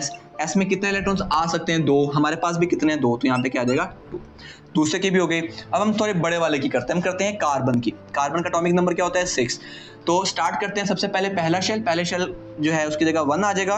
ठीक है जी, पहले शेल का कौन सा सबशेल, पहले शेल का जो सबशेल होता है वो एक ही होता है, s आ गया। s में कितने इलेक्ट्रॉन्स आ सकते हैं, 2 इलेक्ट्रॉन्स आ सकते हैं, 2 आ गया, कोमा। अब पहला शेल हमारा क्या हो चुका है, कंप्लीट हो चुका है। अब अगले शेल की बारी आएगी। तो अगला शेल कौन सा है, नंबर 2। दूसरे का पहला सबशेल कौन सा है, s। तो दूसरे का पहला सबशेल कौन सा आएगा, s में कितने इलेक्ट्रॉन्स आ सकते हैं, s में आ सकते हैं 2 इलेक्ट्रॉन्स, 2। आपने ना साथ साथ काउंट करते जाना है। 2 और 2 कितने हो गए, 6 हो गए, कोमा। सॉरी 2 और 2 4 हो गए, हमें टोटल 6 चाहिए। तो अब शेल वही रहेगा क्योंकि हमने तो अभी तक सिर्फ s को फिल किया है। अब s के बाद अगला उसी शेल का दूसरा सबशेल कौन सा है, p। तो इसका मतलब है शेल दूसरा ही रहेगा। नया सबशेल कौन सा है, p में कितने इलेक्ट्रॉन्स आ सकते हैं, 6 आ सकते हैं। बट हमारे पास रह कितने गए हैं, 2 और 2 4, टोटल 6 करने हैं। तो पीछे कितने रह गए हैं, 2। तो ये हमारे पास उसकी इलेक्ट्रॉनिक कॉन्फ़िगरेशन हो गई। इससे बड़े वाले की करते हैं। ठीक है, लाइक हम करते हैं सोडियम की। सोडियम का एटॉमिक नंबर क्या होता है, सोडियम का एटॉमिक नंबर होता है 11। ठीक है जी, अब इस तरह आपको कोई भी नहीं समझाएगा। ठीक है, इस बात की मैं आपको गारंटी देता हूँ। ठीक है, जब आप ये कर लोगे ना तो चुटकियों में आप जो है वो सॉल्व कर पाओगे, वरना आप वो सिर्फ वो लाइनें ही बनाते रहते हो, आपको समझ ना आती। इस फॉर्मूले से सिंपल सॉल्व हो जाएगा। अच्छा जी, सोडियम की करते हैं। मैं उसको नहीं देखूंगा, मुझे याद होना चाहिए। सबसे पहला कौन सा शेल आएगा, पहले शेल का पहला सबशेल कौन सा होता है, s में कितने इलेक्ट्रॉन्स आते हैं, 2, कोमा। पहला शेल कंप्लीट। नया शेल स्टार्ट होगा। नए शेल का पहला सबशेल कौन सा होता है, s में कितने इलेक्ट्रॉन्स आते हैं, 2, कोमा। दूसरे शेल में क्योंकि 2 सबशेल्स होते हैं तो दूसरा शेल सेम रहेगा। नया सबशेल कौन सा है, p में कितने इलेक्ट्रॉन्स आ सकते हैं, 6। तो टोटल देख लो, 2 और 2 4, 4 और 6 10। अब दूसरा शेल कंप्लीट हो गया, हमारे पास 2 शेल कंप्लीट हो गए। अब नया शेल स्टार्ट होगा। नया शेल कौन सा है, तीसरा। तीसरे में पहला सबशेल कौन सा है, s। तो कौन सा आएगा, s में कितने इलेक्ट्रॉन्स आ सकते हैं, 2। बट हमें कितने चाहिए, 1 चाहिए, क्योंकि हमें 11 पूरे करने हैं। तो 2 और 2 4, 4 और 6 10, 10 और 1 11, मेरे 11 पूरे हो गए। अब हम लास्ट करने लगे हैं, लेकिन ये जो है सबसे बड़े वाला कर लेते हैं। मैं करता हूँ फॉर एग्जाम्पल क्लोरीन। क्लोरीन का एटॉमिक नंबर कितना होता है, 17। अब स्टार्ट करते हैं। सबसे पहले पहले शेल में s सबशेल, उसमें 2 आते हैं। फिर 2, दूसरे शेल का पहला सबशेल 2, उसमें 2 आते हैं। फिर शेल वही रहेगा दूसरा, उसका दूसरा सबशेल p में कितने आते हैं, 6, कोमा। अब ये दूसरा शेल खत्म हो गया, अब तीसरे की बारी है। तीसरा शेल हमारे पास, तीसरे का सबशेल पहला कौन सा है, s है। s में कितने आते हैं, 2, कोमा। फिर शेल वही रहेगा। ठीक है, उसका नया सबशेल कौन सा है, इसके बाद आ गया p में कितने इलेक्ट्रॉन्स आ सकते हैं, 6। बट मुझे कितने चाहिए, गिन लेते हैं। 2 2 4 और 6 10, 10 और 2 12, मुझे 17 पूरे करने हैं। तो कितने आ जाएंगे यहाँ पे, 5। तो ये देखो जी, इस तरह इलेक्ट्रॉनिक कॉन्फ़िगरेशन होती है। अब आपको मैं जुबानी किसी भी एलिमेंट की दूंगा इलेक्ट्रॉनिक कॉन्फ़िगरेशन, तो आपको लिखने की भी जरूरत है, आप जुबानी अपने माइंड में कर लोगे, ठीक है। जैसे मैं आपसे कहता हूँ फ्लोरीन की करो, तो क्या बनेगी 1s2 2s2 और 2p, 4 और 2p कितना आ जाएगा 5, ठीक है जी। तो इस तरह हमारी जो है इलेक्ट्रॉनिक कॉन्फ़िगरेशन आप जुबानी भी कर सकोगे। इसकी खूब सारी आप लोगों ने प्रैक्टिस करनी है, अच्छी तरह इसको प्रिपेयर करना है, तो आप जो है इसको अच्छी तरह इजीली जो है अटेम्प्ट कर पाओगे।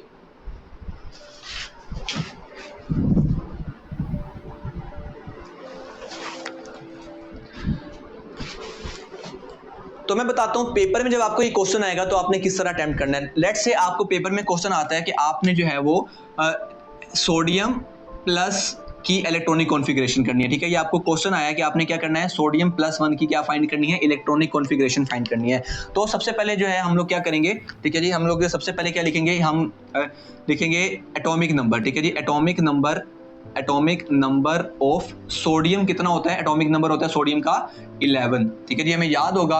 बट यहाँ पे उसने कहा है कि +1 की करनी है, ठीक है जी। तो हम यहाँ पे लिख देंगे, ठीक है, कि atomic number of Na plus, अब वो क्या हो जाएगा 11।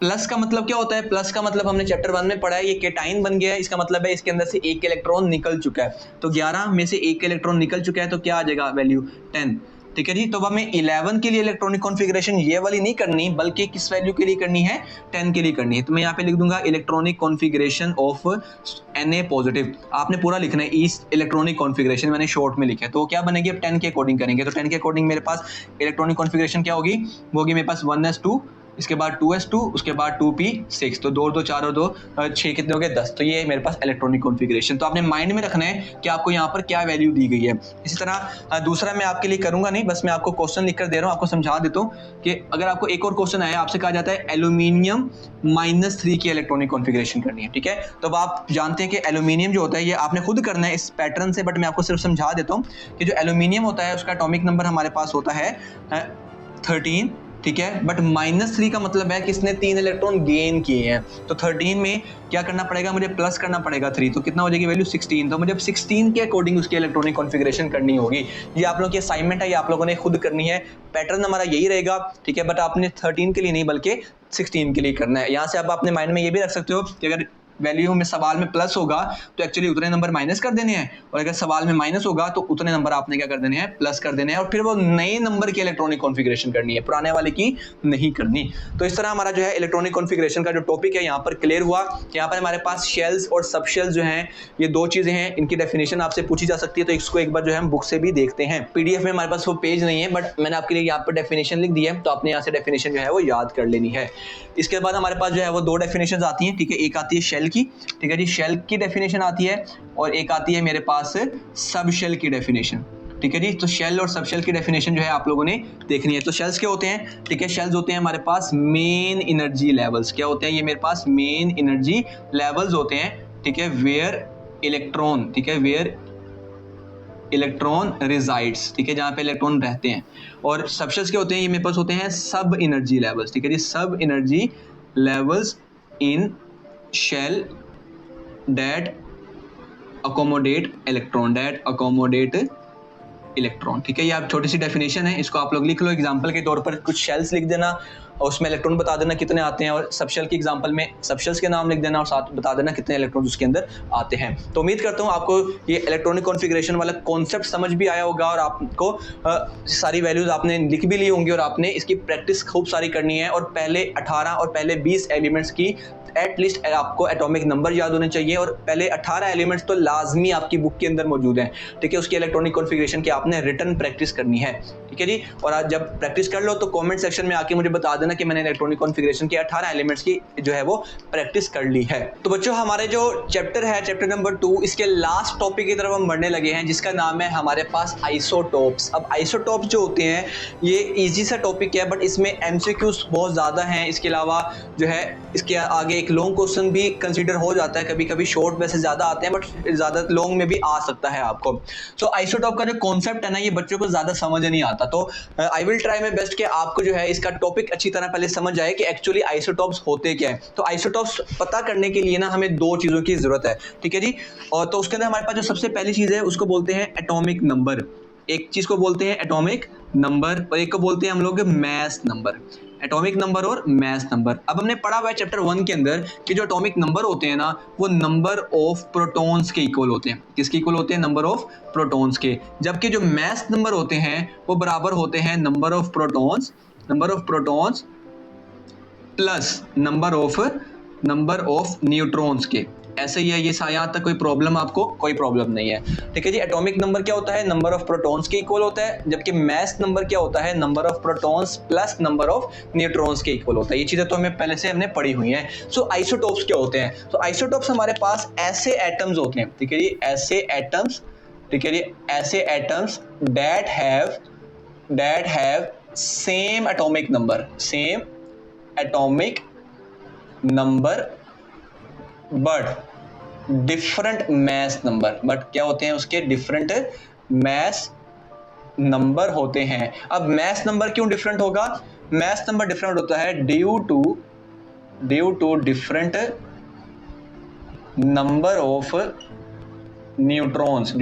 नंबर ऑफ न्यूट्रॉन्स, ठीक है जी। यहां से अब क्या हमें समझ आई? अब हम जरा वापस इस पे आते हैं कि एटॉमिक नंबर बराबर होता है नंबर ऑफ प्रोटॉन्स के, जबकि मास नंबर जो है वो number of protons plus number of neutrons के बराबर होता है। हमने पढ़ा कि आइसोटॉप्स ऐसे एलिमेंट होते हैं जिनका एटॉमिक नंबर सेम होता है। अगर एटॉमिक नंबर सेम है इसका मतलब है नंबर ऑफ प्रोटॉन्स क्या होंगे? सेम होंगे। इसका मतलब है नंबर ऑफ प्रोटॉन्स सेम है तो चेंज क्या होगा? Number of neutrons. तो नंबर ऑफ न्यूट्रॉन्स के चेंज होने से हमारा जो एटॉमिक मास होता है, जिसको मास नंबर बोलते हैं, वो क्या हो जाता है? चेंज हो जाता है। इससे हमारे जो आइसोटोप्स है वो बनते हैं। तो आइसोटोप में एटॉमिक नंबर सेम होता है बट मास नंबर क्या होता है? डिफरेंट होता है। और मास नंबर डिफरेंट होने की क्या वजह होती है? Different number of neutrons.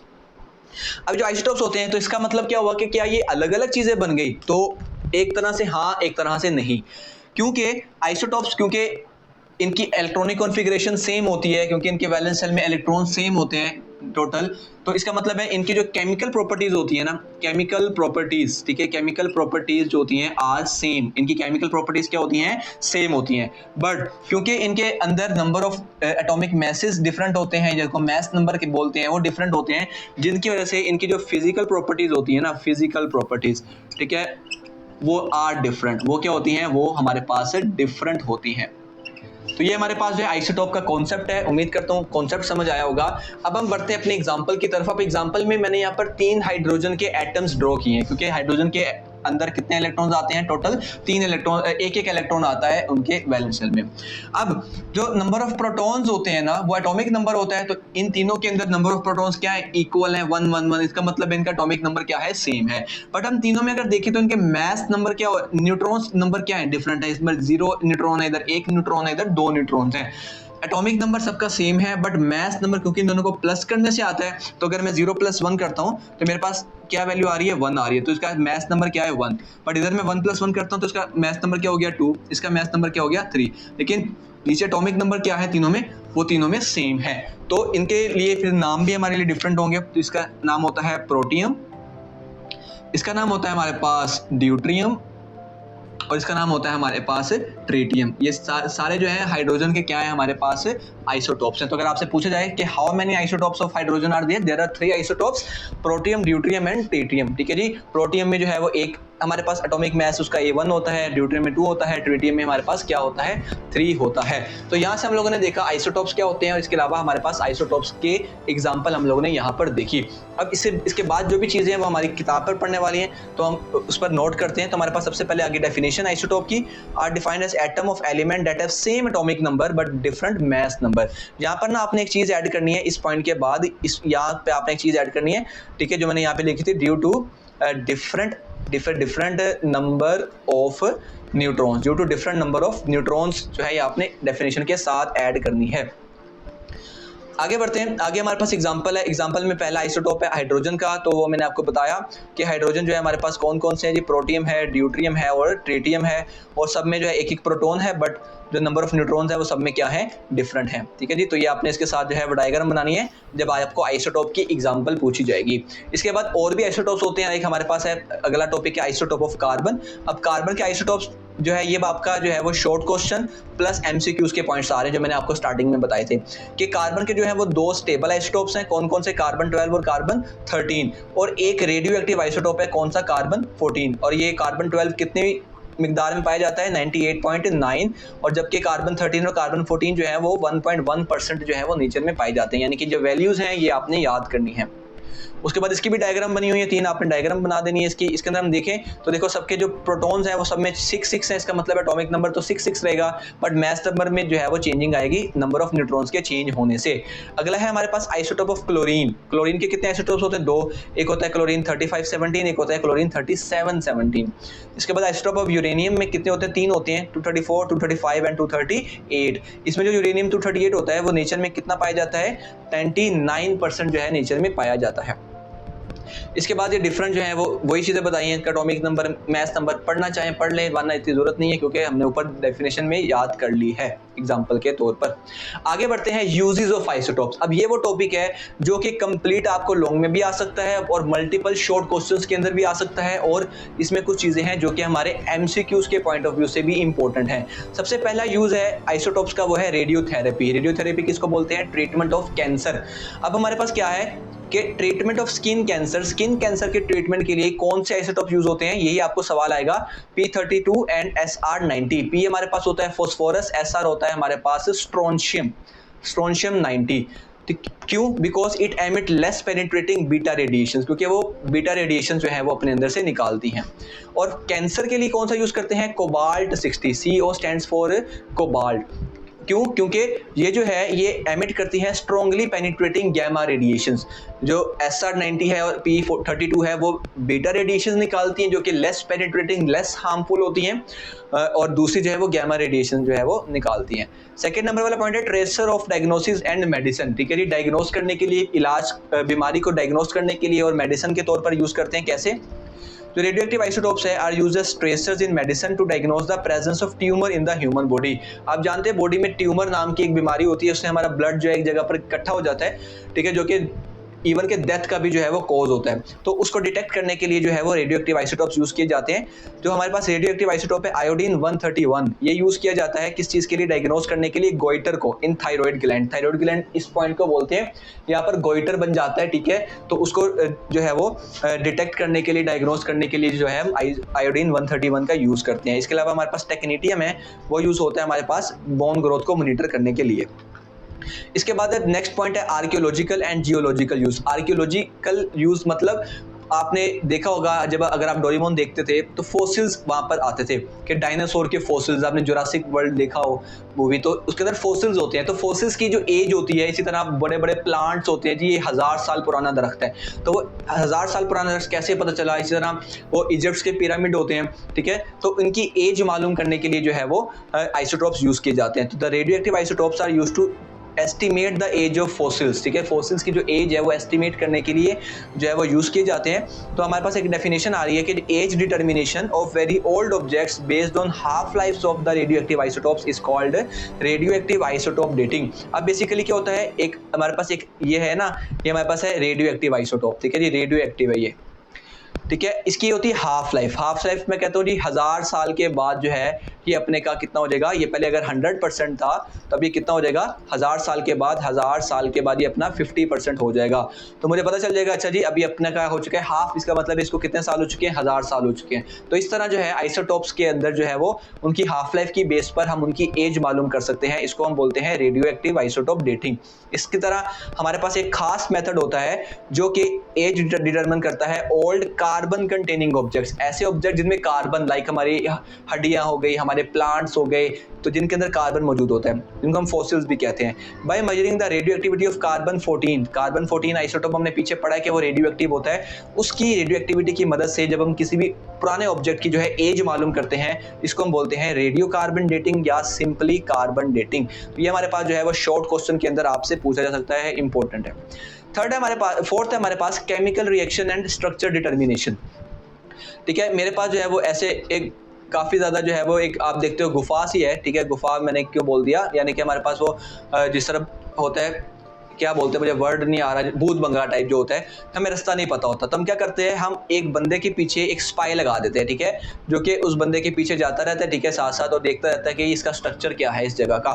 Same ऐसे ही हम क्या करते हैं, अपने रेडियो एक्टिव आइसोटोप्स को एज अ ट्रेसर भेजते हैं डिटेक्टिव के तौर पर स्ट्रक्चर्स के पीछे।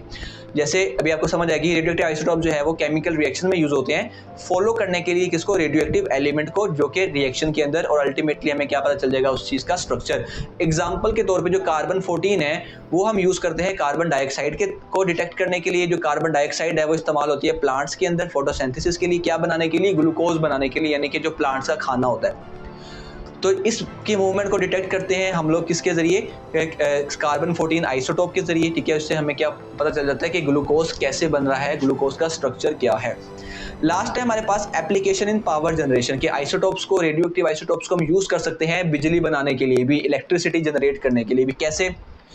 Radioactive isotopes are used to generate electricity by carrying out controlled nuclear fission reaction। अब न्यूक्लियर फिशन रिएक्शन क्या होता है, इसमें हम ना बड़े न्यूक्लियस को छोटे छोटे न्यूक्लियस में जो है वो कन्वर्ट करते हैं, इसको हम बोलते हैं फिशन रिएक्शन, ठीक है जी। बड़े न्यूक्लियस को छोटे न्यूक्लियस में क्या किया जाता है, कन्वर्ट किया जाता है। For example uranium 235। अब यूरेनियम 235 हमारे पास एक रेडियो एक्टिव आइसोटोप है। जब उसको बम्बार्ड किया जाता है न्यूट्रॉन से, तो क्या होता है, यूरेनियम जो है वो ब्रेक हो जाता है, क्या बनाने के लिए, बैरियम और क्रिप्टॉन बनाने के लिए। साथ क्या बनता है, 3 न्यूट्रॉन्स, ठीक है जी। यानी कि अगर मैं आपको इसको ऐसे एक्सप्लेन करूं तो मेरे पास ये है, मेरे पास यूरेनियम 235, जब इसमें एक न्यूट्रॉन आके लगेगा तो वो क्या बनाएगा, एक बनाएगा बैरियम, एक बनाएगा मेरे पास क्रिप्टॉन, यहाँ पर कर लेते हैं क्रिप्टॉन, और एक मेरे पास बनाएंगे 3 न्यूट्रॉन बनाएगा। ये जो 3 न्यूट्रॉन है ये दोबारा जाके एक यूरेनियम को टकराएंगे, ये भी एक यूरेनियम को टकराएगा, ये भी एक यूरेनियम को टकराएगा। हाँ, यूरेनियम आगे से जो है वो Ba, ठीक है, Cr, Kr, ठीक है, फिर Ba, फिर Kr, ठीक है, इस तरह जो है वो बैरियम और यहाँ पे क्रिप्टॉन जो है वो बनाता जाएगा, और हर एक 3 इस तरह ही आगे जो है वो चलते जाएंगे, और बेशुमार जो है वो इस तरह यूरेनियम जो है वो टूटते जाएंगे, और इनके रिजल्ट में बहुत ज़्यादा एनर्जी निकलती जाएगी, और उस एनर्जी को हम यूज़ करते हैं पावर जनरेशन के लिए। लाइक आप ये देख रहे हैं, यूरेनियम, उसके अंदर न्यूट्रॉन ऐड किया तो क्या बना, बैरियम बना, क्रिप्टॉन बना, 3 न्यूट्रॉन निकले जो कि अगले यूरेनियम को जाके टकराएंगे, और साथ क्या निकली है, एनर्जी। इस एनर्जी को यूज़ करता है, large amount of energy is release, ठीक है, जो कि क्या काम करती है, वाटर को स्टीम में कन्वर्ट करने के लिए काम आती है। वो जो स्टीम है वो आगे टरबाइन को चलाती है इलेक्ट्रिसिटी को जनरेट करने के लिए, और इस तरह हमारी जो है वो एनर्जी यहाँ पर बनती है, इलेक्ट्रिसिटी हमारी यहाँ पर रेडियोएक्टिव आइसोटोप्स की मदद से जनरेट होती है। तो बच्चों फाइनली हमारा जो है चैप्टर नंबर 2 है ये भी हमारा कंप्लीट हुआ। तो हम अपनी जर्नी पर पहुंच चुके हैं। जब हमने चैप्टर 1 कंप्लीट किया, आप चैप्टर नंबर 2 कंप्लीट किया, और उम्मीद करता हूं आपको ये टॉपिक समझ भी आया होगा और आपके सारे कॉन्सेप्ट्स क्लियर हुए होंगे। जो मैंने व्हाइट बोर्ड पर शॉर्ट नोट्स बनाए हैं ये भी आपने नोट किया होगा जल्दी से क्विक रिविजन के लिए, और बुक पे भी निशान लगाए होंगे। और बेसिक चीज़ है कि आपके कॉन्सेप्ट क्लियर हुआ होगा और अब आप इजीली इसको प्रिपेयर कर सकेंगे अपने बोर्ड एग्जाम के लिए। मैं आप लोगों को दोबारा से जो है ये रिमाइंड करवाना चाहता हूँ कि मैं इस सफ़र पर निकला हूँ, मैं इस जर्नी पर निकला हूँ जिसमें मैंने आप लोगों के बोर्ड एग्जाम में हाईएस्ट मार्क्स दिलवाने के लिए जो है एफर्ट करनी है। और आप मेरी वीडियोस से देख सकते हो कि मैं अपने हिस्से की पूरी एफर्ट कर रहा हूँ, बस आपकी तरफ से आपकी एफर्ट लगना जो है वो बाकी है। आप भी साथ मेरे इस जर्नी के शामिल हों, इस एफर्ट को ज्वाइन करें, अपनी 110% एफर्ट लगाएं।